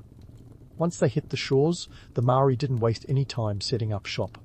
Now, we're not talking about putting up a tiki bar or a souvenir stand. They brought with them a rich tapestry of cultural traditions, including some pretty impressive artistic skills. The Maori were, and still are, all about connecting art to their identity, spirituality, and social structure. Their art wasn't just for decoration, it was a living, breathing extension of their worldview. First up, let's talk about the carving. Forget about whittling sticks in Scouts. Maori carving is a whole different ballgame. They carved everything from wood to bone to stone, creating intricate designs that were as meaningful as they were beautiful. Think of a symphony where each note is a chisel stroke. These carvings adorned everything from meeting houses to canoes and weapons, acting as the cultural equivalent of a Facebook profile, just with fewer selfies and more mana. Mana, by the way, is not just a cool word. It's a crucial concept that represents authority, power, and spiritual essence. You could say mana is the cosmic Wi-Fi that keeps the Maori connected to their ancestors. Now, let's weave our way into the world of Maori textiles. Weaving, or watu, wasn't just a hobby for a rainy day. It was a vital skill, and the results were nothing short of extraordinary. Cloaks, or korowai, were woven with muka, a fibre from the harakeka plant, which is a type of flax. Imagine wearing something so finely crafted that it's akin to a wearable piece of art. Eat your heart out, Fashion Week. The most prestigious cloaks were adorned with feathers, adding a splash of colour and prestige. These garments weren't just about keeping warm, they were imbued with symbolism, often indicating the wearer's status and lineage. It's like wearing your family tree on your back, but way cooler than an Ancestry.com report. And then there's the art of tattooing, or tamoko, which takes the concept of personal branding to a whole new level. Tattoos weren't just for the rebellious teen or the midlife crisis victim. They were a rite of passage, a living document of one's identity and life story. Men wore them on their faces, buttocks and thighs, while women typically had moko on their lips and chin. Each pattern was unique, a visual signature that told the world who you were.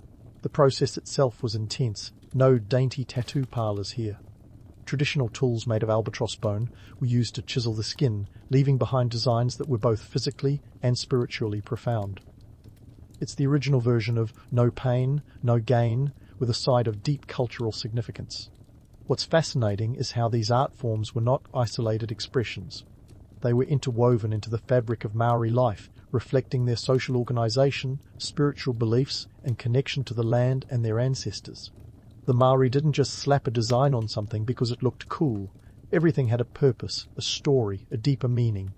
It's like every piece of art was a chapter in a never-ending book about life, the universe, and everything in between. But let's not romanticize the past too much. While the Maori created these intricate, beautiful art forms, they were also navigating the harsh realities of settling in a new land. The climate was different. The flora and fauna were unlike anything they'd seen before, and they had to adapt quickly to survive. This wasn't a weekend camping trip, it was a full-on settlement operation that required ingenuity and resilience. Their art evolved alongside their society, reflecting both the challenges and triumphs of their daily life. In the grand tapestry of history, the Maori artistic heritage stands out not just for its aesthetic beauty, but for its profound cultural significance. It's a testament to their enduring spirit and creativity, a reminder that art is not just a reflection of life, but an integral part of it.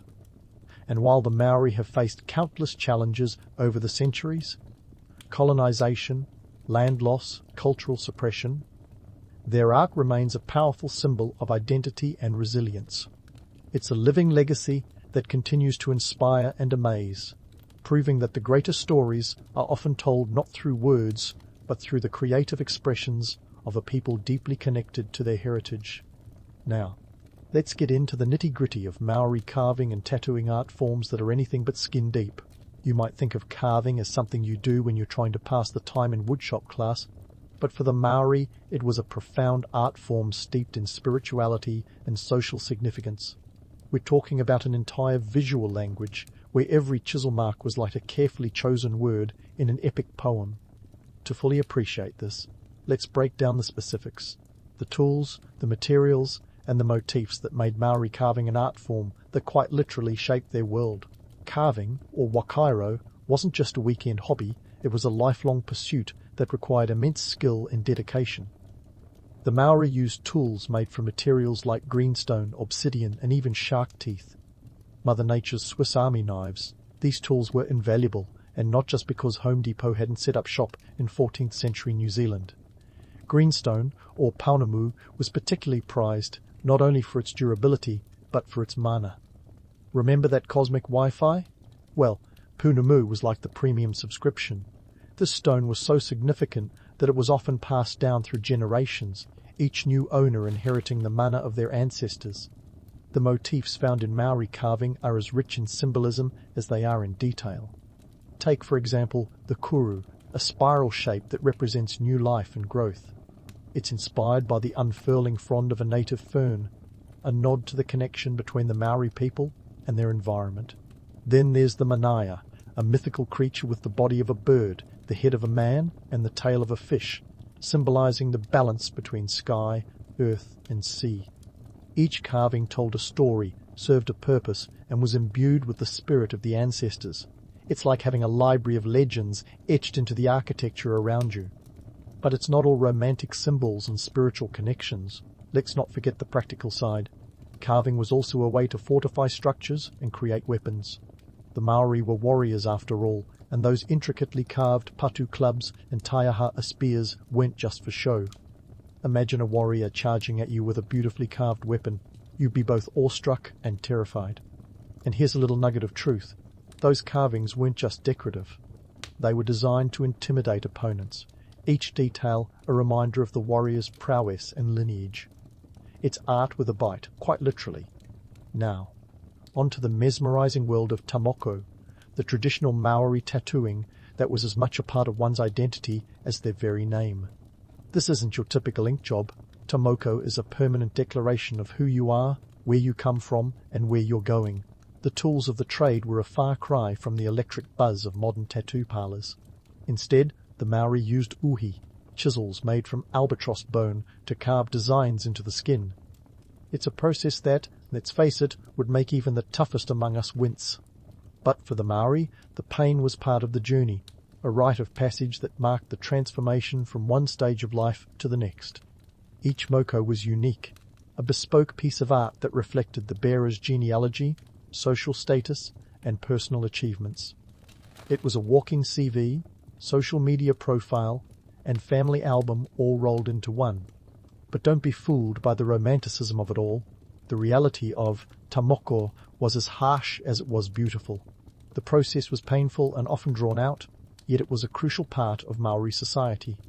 Men typically wore moko on their faces, buttocks, and thighs, while women had designs on their lips and chins. Each line and curve was carefully considered, a visual narrative etched into the skin. The motifs in tamoko were as diverse as they were meaningful. The puhuro, a flowing pattern often seen on the thighs, symbolized speed and agility, ideal traits for a warrior. Then there's the kawaii, the chin tattoo worn by women, which indicated social standing and cultural knowledge. These designs weren't just there for aesthetic appeal, they were imbued with the manner of the individual and their iwi or tribe. It was a way of wearing your history and your hopes for the future on your sleeve, or rather, your face.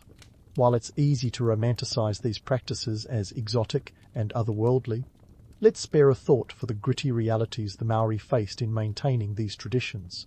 Colonization threw a spanner in the works, bringing with it new laws, new religions, and new pressures.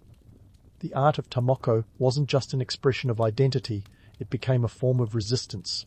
As lands were seized and cultural practices suppressed, the Maori held onto their moko as a potent symbol of defiance. It's like the ultimate act of rebellion, more powerful than any protest banner or slogan. Through the centuries, the Maori have navigated these choppy waters, adapting and evolving their art forms while holding fast to their roots. Carving and tamoko have survived colonization, land confiscations, and the relentless march of modernity. Today, these art forms are experiencing a resurgence, a reawakening of cultural pride and identity. It's a testament to the resilience of the Maori people who have turned the scars of history into marks of honor. So, there you have it, a peek into the world of Maori carving and tattooing, where art is more than just a pretty picture or a trendy tattoo. It's a living, breathing testament to a people's history, their struggles, and their triumphs. And while the romantic allure of these art forms is undeniable, it's the gritty reality behind them that truly captivates. As we continue to explore the artistic heritage of the Maori people, remember that every carving, every moko, is a story waiting to be told. A story of a people who have never stopped fighting to keep their culture alive. As we wade into the turbulent waters of the late 18th century, it's time to get real about the impact of European colonization on Maori art. This era wasn't just a footnote in the dusty history book. It was a seismic shift that shook the very foundations of Maori culture.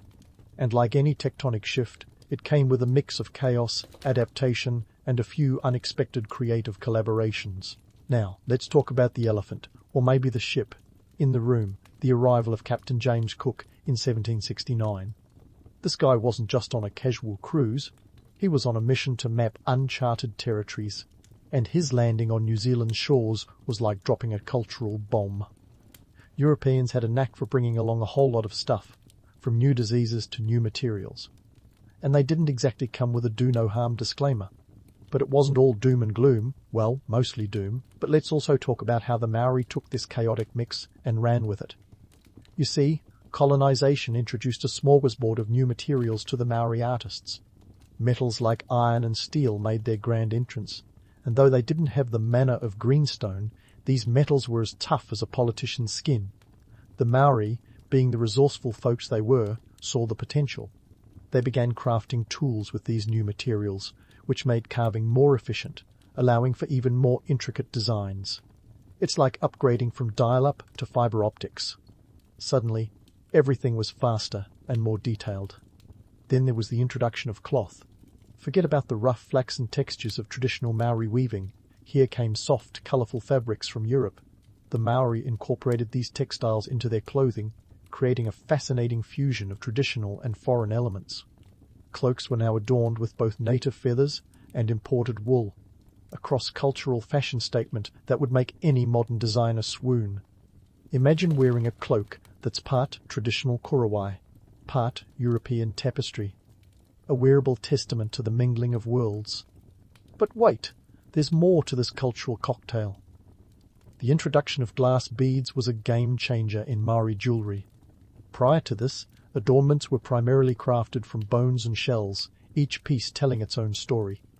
With glass beads, however, Maori artists could add vibrant colours and intricate patterns to their work.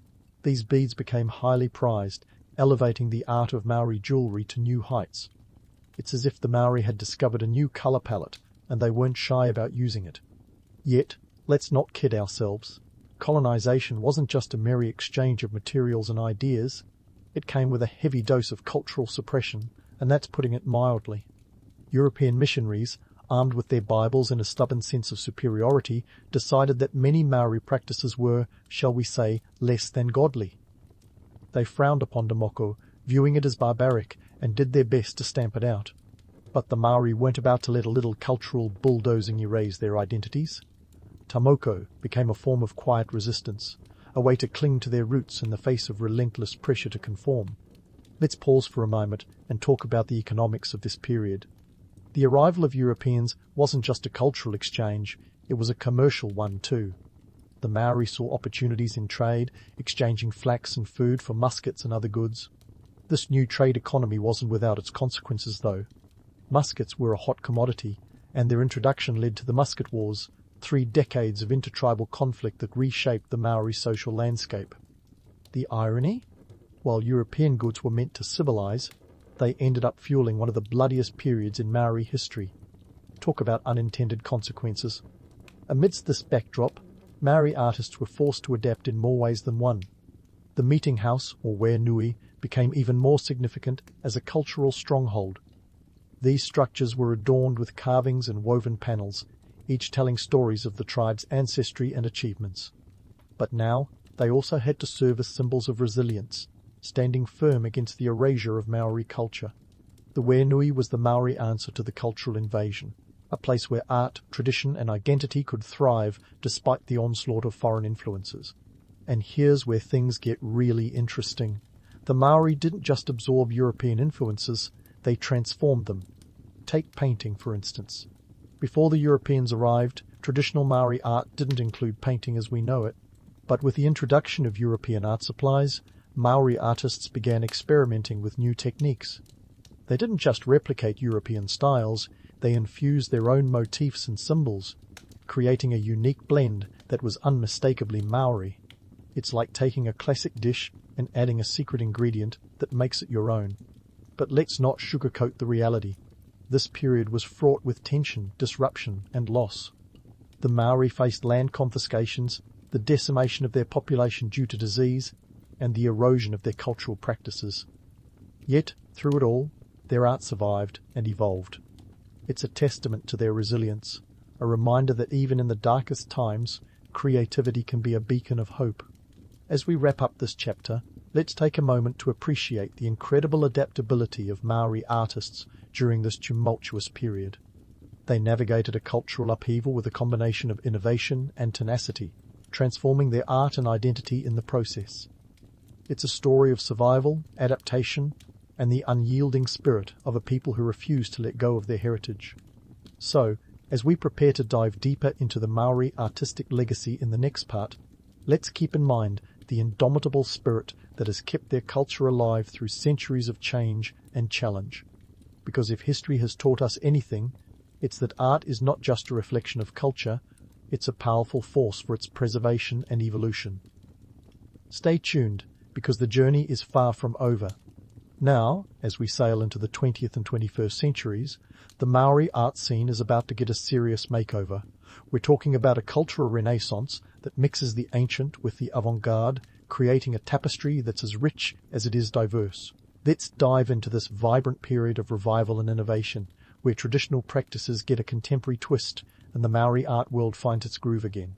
First up on our cultural stage is the Maori Renaissance, a movement that kicked off in the 1960s and blew through the artistic landscape like a creative cyclone.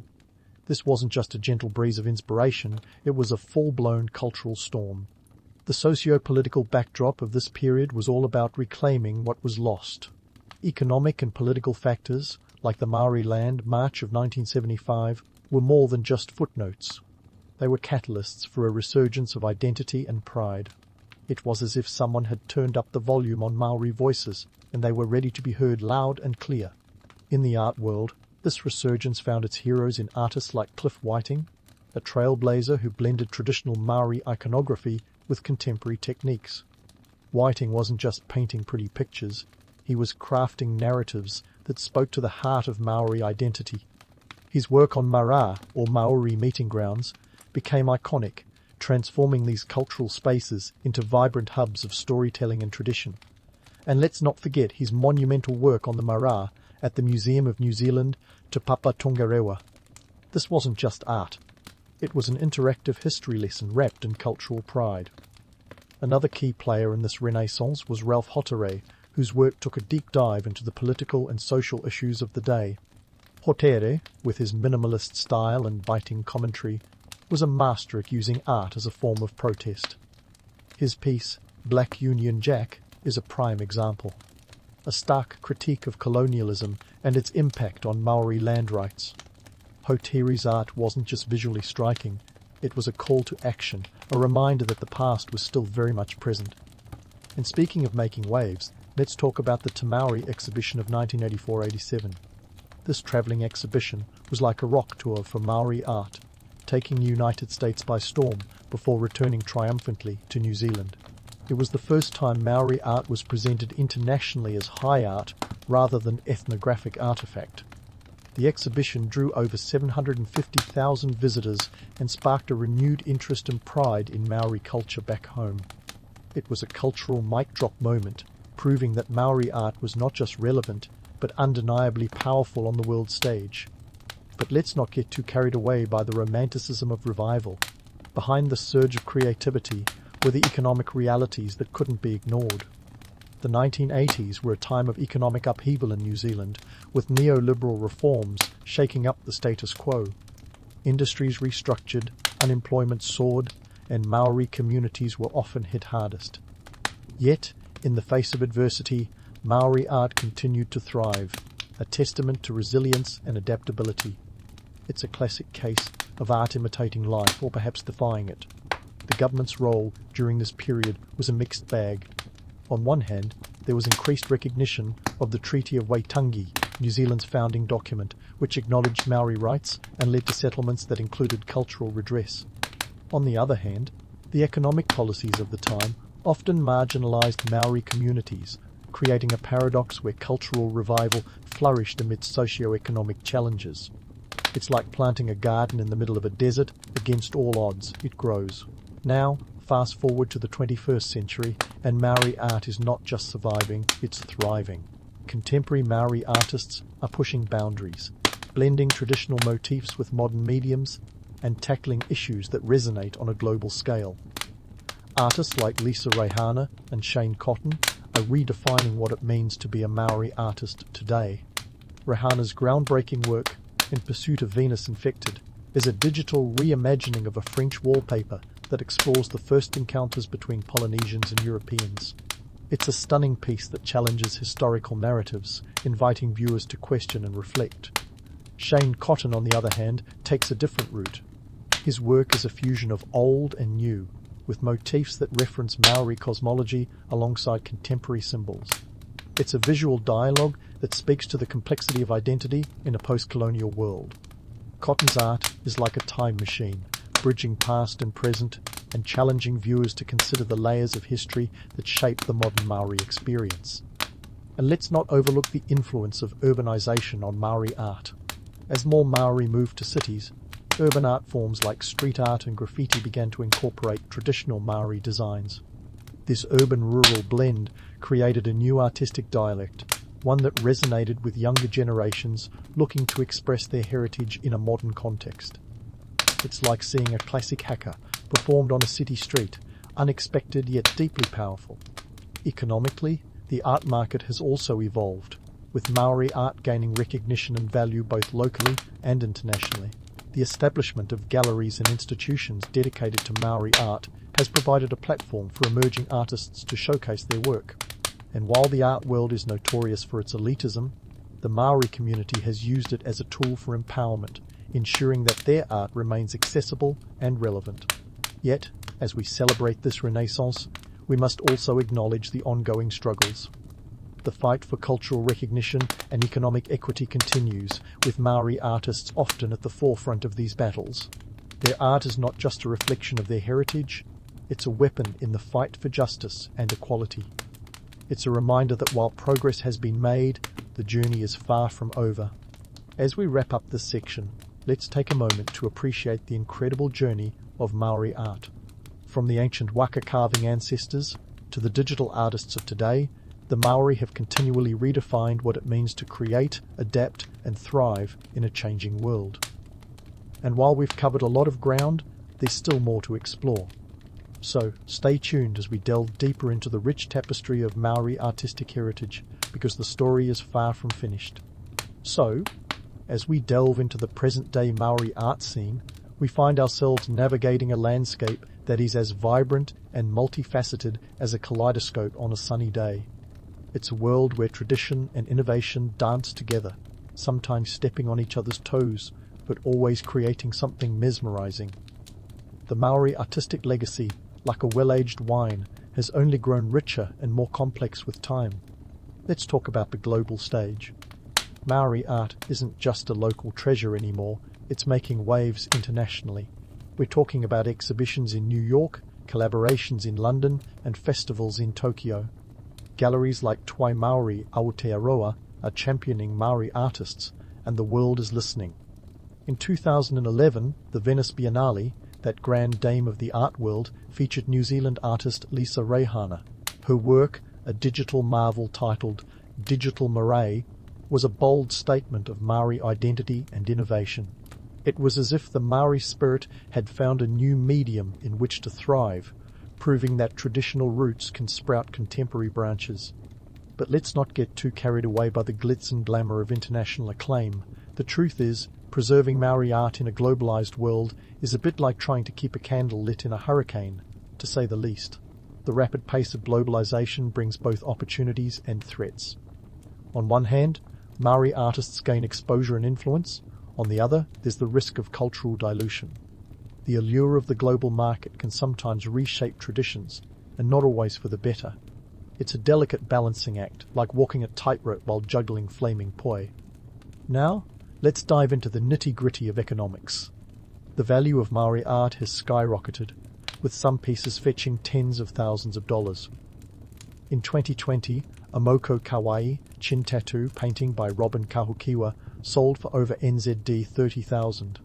While this financial recognition is a nod to the significance of Maori art, it also raises questions about accessibility and authenticity. Who gets to own a piece of Maori heritage, and at what cost? It's a conundrum where culture meets commerce, and the lines can get a little blurry. Politically, the landscape is equally complex.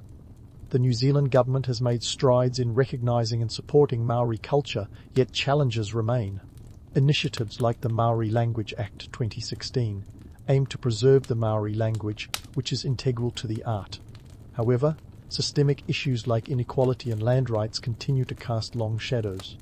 It's a reminder that while art can be a powerful force for change, it can't solve everything. It's like trying to patch a leaky boat with a masterpiece painting. It's beautiful, but you'll still need a bucket. Let's not forget about technology, the great equalizer and disruptor. Digital platforms have given Maori artists a new canvas, breaking geographical barriers and reaching audiences far and wide. Social media, with its endless scroll of images and videos, has become a gallery of its own. Artists like Taimiti use Instagram to showcase their work, blending activism with artistry in a way that's both modern and deeply rooted in tradition. It's a digital haka, challenging the status quo with every post. But technology also brings its own set of challenges. The digital realm is rife with issues of intellectual property and cultural appropriation. The very tools that amplify Maori voices can also be used to mimic or exploit them. It's a digital double-edged taiaha, where the line between homage and theft is as thin as a koru leaf. Navigating this space requires vigilance and a constant dialogue about ownership and respect. Despite these challenges, there's a sense of optimism and resilience among Maori artists. They are not only preserving their heritage, but evolving it, creating a living legacy that speaks to the past, present, and future. It's a narrative of survival and adaptation, where each new generation adds its own chapter to the story. The korowai is being woven anew, thread by thread, with patterns both ancient and avant-garde. As we conclude this journey through the artistic heritage of the Maori people, let's take a moment to reflect on the remarkable resilience of a culture that has weathered centuries of change and challenge. From the first waka that landed on Aotearoa's shores, to the digital art installations capturing global attention, Maori art is a testament to the enduring spirit of its people. It tells stories of triumph and struggle, of identity and community, woven together with creativity and courage. In the end, Maori art is more than just a collection of beautiful objects or intricate designs. It's a conversation with history, a dialogue with the ancestors, and a call to future generations to continue the story. It's a reminder that art is not just a reflection of who we are, but a powerful force in shaping who we can become. So, as the world spins ever faster, let the legacy of Maori art be a beacon, guiding us with its timeless wisdom and vibrant spirit. Because if there's one thing history has taught us, it's that art is not just about preserving the past, it's about forging the future. In the dimly lit corners of medieval Europe, as kingdoms rose and fell like contestants in a particularly chaotic game of Monopoly, a curious social structure was quietly taking shape. The guilds. Now, you might think of these guilds as the medieval equivalent of LinkedIn, but with far fewer humble brags about recent promotions and no unsolicited messages about exciting synergy opportunities. These were the power networks of their day, where economic and social order was hammered out in the forges, looms, and workshops of towns that were trying desperately to crawl out of the post-Roman chaos. Let's rewind a bit to set the stage. The fall of Rome in 476 AD left a power vacuum that could suck the sandals off a centurion. What followed was a period often unfairly dubbed as the Dark Ages, where Europe was a patchwork quilt of warring tribes and fledgling kingdoms. Economies were as unstable as a Jenga tower in an earthquake, and survival was the name of the game. Into the guilds, stage left, as a beacon of stability. Their roots stretched back to the Roman collegia, those social clubs of skilled workers who would meet to swap trade secrets and grumble about their workload over a goblet of wine. Fast forward to the early medieval period, and you start to see the evolution of these collegia into more formal trade groups. These guilds were the Renaissance fair of their day, vibrant, bustling, and a bit smelly, but critically important for social and economic cohesion. They brought order to the chaos, like a band-aid on a particularly nasty paper cut. Guilds were structured like a well-oiled machine. At the bottom rung of the ladder were the apprentices. Imagine being a tween, barely past the age of 12, and instead of binging on TikTok, you're learning the fine art of shoemaking or candle crafting under the watchful eye of a master. These apprenticeships could last anywhere from 2 to 7 years depending on the trade. It was a bit like the world's longest unpaid internship, except instead of fetching coffee, you were more likely to be wielding a hammer or a needle. Once you'd mastered the basics, you could rise to the rank of a journeyman. This wasn't just a fancy title, it meant you were free to travel and ply your trade for different masters, collecting skills and experience like medieval Pokemon cards. And if you were really good, like Michelangelo of masonry, good, you might produce a masterpiece that would earn you the coveted title of master. This was the guild equivalent of getting verified on Twitter, but with more prestige and fewer trolls. Now, why were guilds so important? Well, in a world where your average village might be lucky to have an inn and a blacksmith, they were the connective tissue of the medieval economy. They regulated trade, ensured quality control, and even had a hand in local politics. Forget mayors. In some towns, guild leaders wielded the real power. They set prices, controlled production, and even determined who could enter the trade, effectively operating like a medieval mafia but with fewer horse heads in beds. The appeal of guilds wasn't just economic. They were social safety nets in a time when the concept of healthcare was about as developed as a Game of Thrones character's life expectancy. Members paid dues, which in turn provided for their families if they fell ill or died. It was a primitive form of insurance, but it worked. The guilds also organized festivals and religious ceremonies, cementing their role as pillars of community life. But let's not romanticize things too much. Guilds weren't all merry banquets and jolly camaraderie. They could be as exclusive as a royal court, with entry requirements as strict as a bouncer at a medieval nightclub. They protected their turf with a zeal that would make a dragon hoarding gold look lazy. Newcomers had to jump through hoops that could make Cirque du Soleil performers break a sweat. And heaven help you if you tried to undercut a guild's prices or work without their blessing. You'd find yourself shunned faster than a heretic at a witch trial. This brings us to a fascinating point. The guilds weren't just about business. They were about control.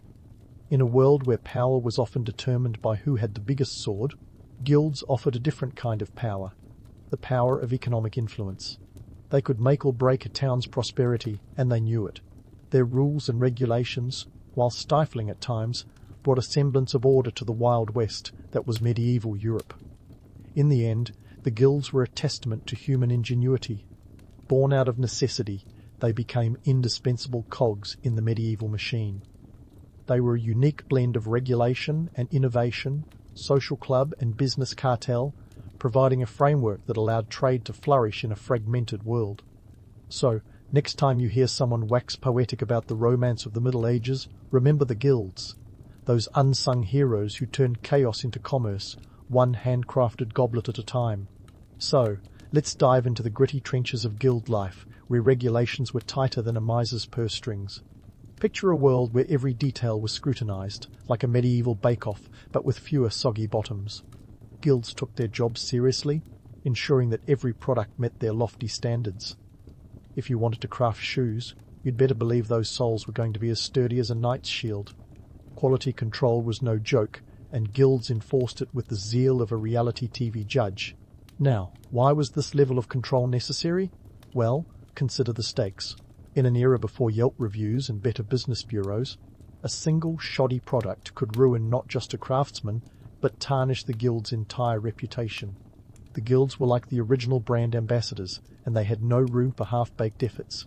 They set rigorous standards, and meeting them was non-negotiable. If a product was faulty, the culprit might find themselves facing fines that could empty their coin pouch faster than a trip to the tavern. Then there was the matter of pricing. In today's world of dynamic pricing and flash sales, it's hard to imagine a time when prices were as fixed as a medieval star chart. But guilds were all about stability. They set prices for goods and services, ensuring that competition didn't spiral into a cutthroat ordeal. This was less about consumer protection and more about keeping the peace among fellow craftsmen.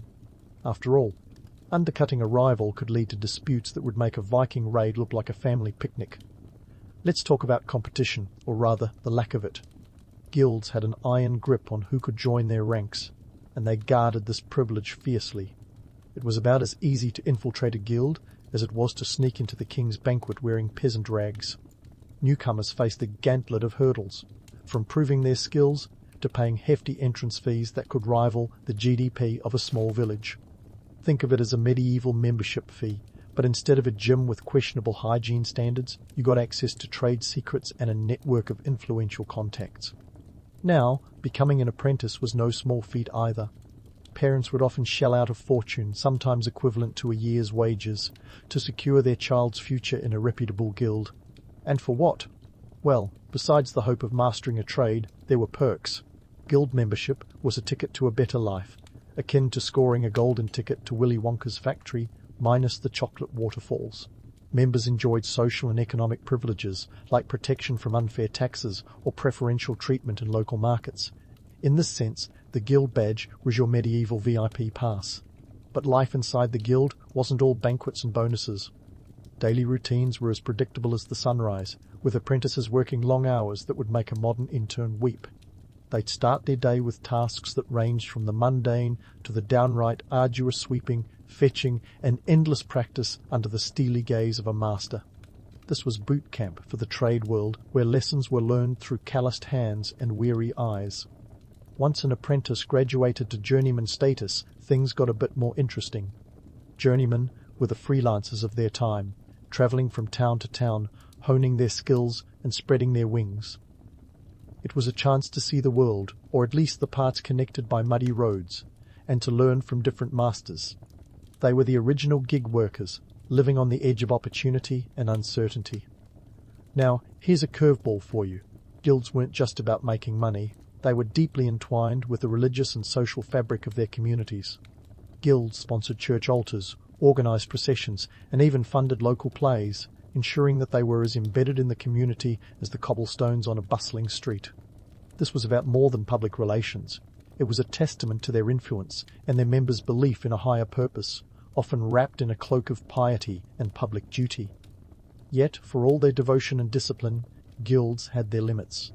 They were exclusive clubs in a world where exclusivity came with both privilege and prejudice. Women, for instance, were often barred from full membership, though some did manage to carve niches in industries like brewing or textiles. In larger guilds, social climbing was as difficult as scaling a castle wall. Family connections and wealth often determined one's trajectory more than skill alone. It was an imperfect system, rife with inequalities that mirrored the broader medieval society. In the end, guild life was a delicate balance between tradition and ambition, community and competition. It was a world where the rules were fixed, the stakes were high, and the rewards were tantalizing. And while the romance of the guilds might sparkle like a polished chalice in the dim light of history, the reality was as complex and gritty as the trades they mastered. As we look back, it's clear that guilds were more than mere footnotes in the annals of history. They were the architects of a new economic order, one trade at a time. The guilds, with their intricate blend of commerce and ceremony, were anything but mere footnotes in medieval history. They were the powerhouses of local governance, with a political clout that would make modern lobbyists drool. Forget about knights and barons. The real movers and shakers were the guild leaders, who wielded influence with the subtlety of a velvet rat sledgehammer. Picture a medieval town, not unlike your favourite small-town drama, where behind every decision lurked the shadowy influence of the guild masters, sipping their ale and plotting their next move. Guilds weren't shy about flexing their muscles when it came to town governance. They had a knack for swaying elections, often making or breaking candidates with the finesse of a chess grandmaster. Elections were less about democratic ideals and more about who could secure the guild's backing. It was a game of thrones played out in town halls, with guilds whispering in the ears of aspiring mayors and council members. Their endorsement was like a golden ticket. Get it, and you were on the fast track to power. Without it, you might as well have been trying to steer a ship with a broken rudder. This wasn't just about political maneuvering, it was about ensuring that guild interests were protected.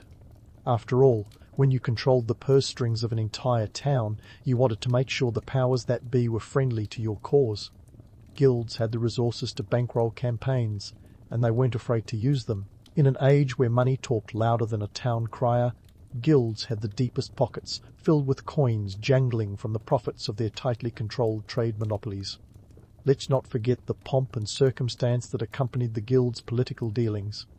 These weren't just grimy backroom negotiations, they were lavish affairs complete with feasts, processions, and enough pageantry to make a modern awards show blush. Guilds loved their ceremonies, and they didn't skimp on the spectacle. Picture a medieval version of a corporate gala, but with more ale and fewer awkward speeches. These events weren't just for show, they were a testament to the guild's power and influence, a declaration that they were the true arbiters of civic life. But it wasn't all feasts and festivities. Guilds weren't above stirring the pot when things didn't go their way. They had a history of leading revolts when they felt their interests were threatened. Take the infamous revolt in Ghent in 1379, when the guilds, fed up with high taxes and governmental overreach, took matters into their own hands. Armed with nothing but their tools and a hefty dose of frustration, they stormed through the streets, demanding change. It was a clear message to those in power: underestimate the guilds at your peril. Now, let's talk urban development. Guilds were the architects behind the transformation of medieval towns from sleepy backwaters into bustling centres of commerce. They were the driving force behind infrastructure projects, funding everything from roads to bridges, ensuring that trade routes were as smooth as a minstrel's song. This wasn't just altruism, it was good business. Better infrastructure meant more trade, and more trade meant more profit. It was a virtuous cycle, one that the guilds were more than happy to perpetuate.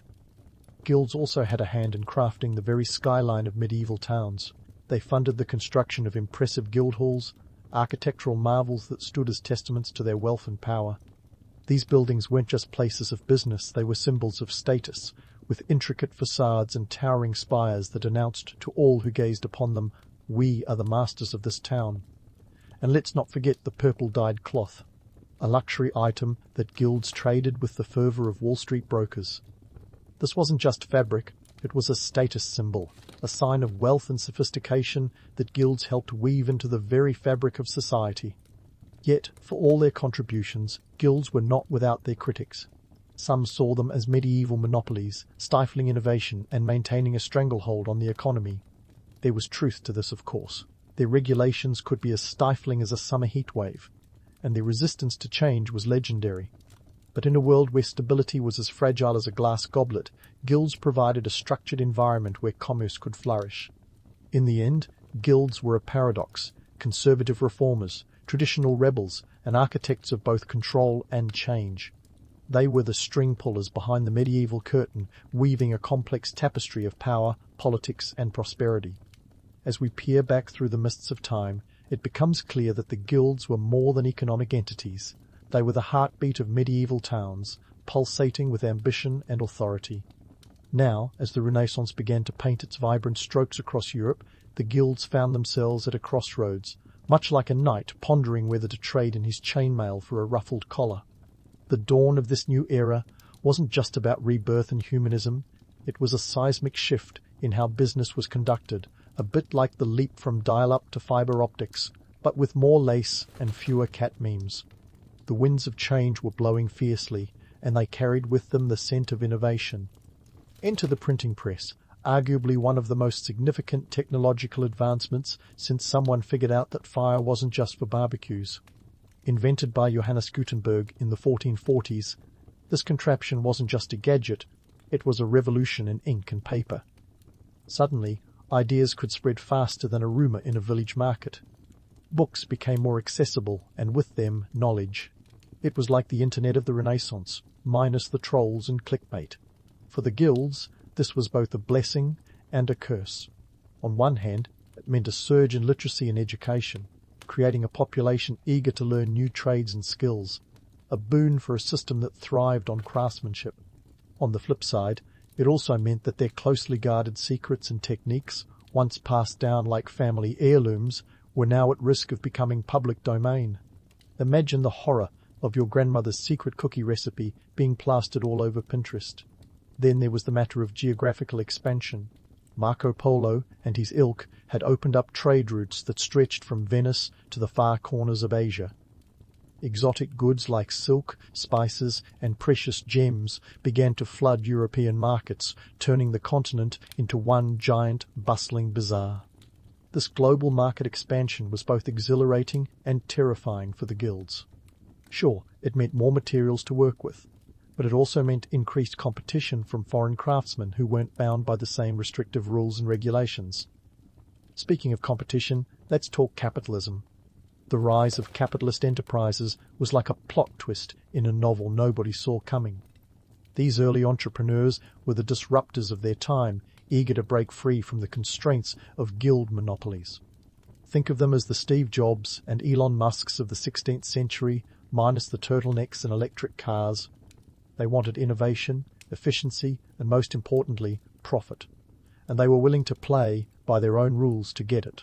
Here's where the guild's love for control turned into a double-edged sword.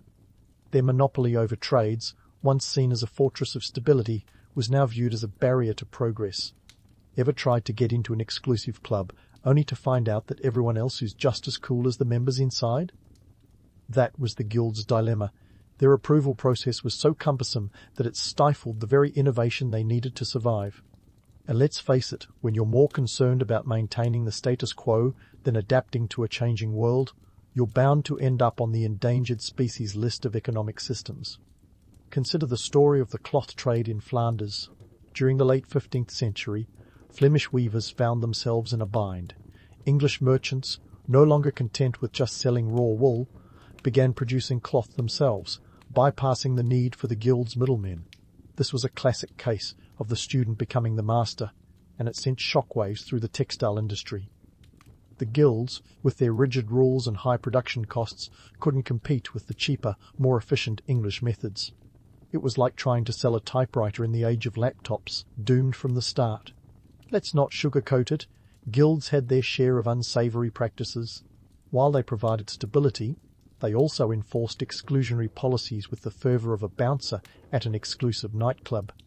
Women, minorities, and anyone without the right connections found themselves on the outside looking in, their talents overlooked and undervalued. Sure, it's easy to get misty-eyed about the brotherhood of craftsmen, but the reality was often as cold as a medieval dungeon.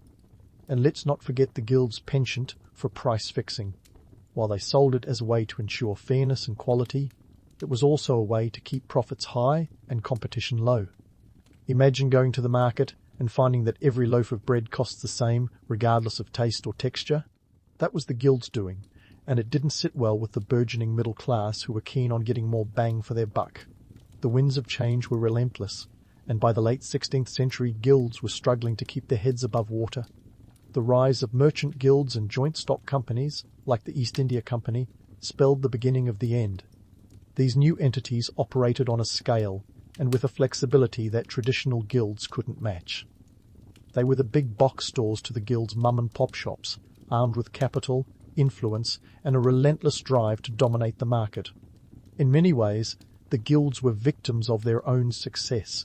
They had created a world where trade could flourish, but in doing so, they had also sown the seeds of their own obsolescence.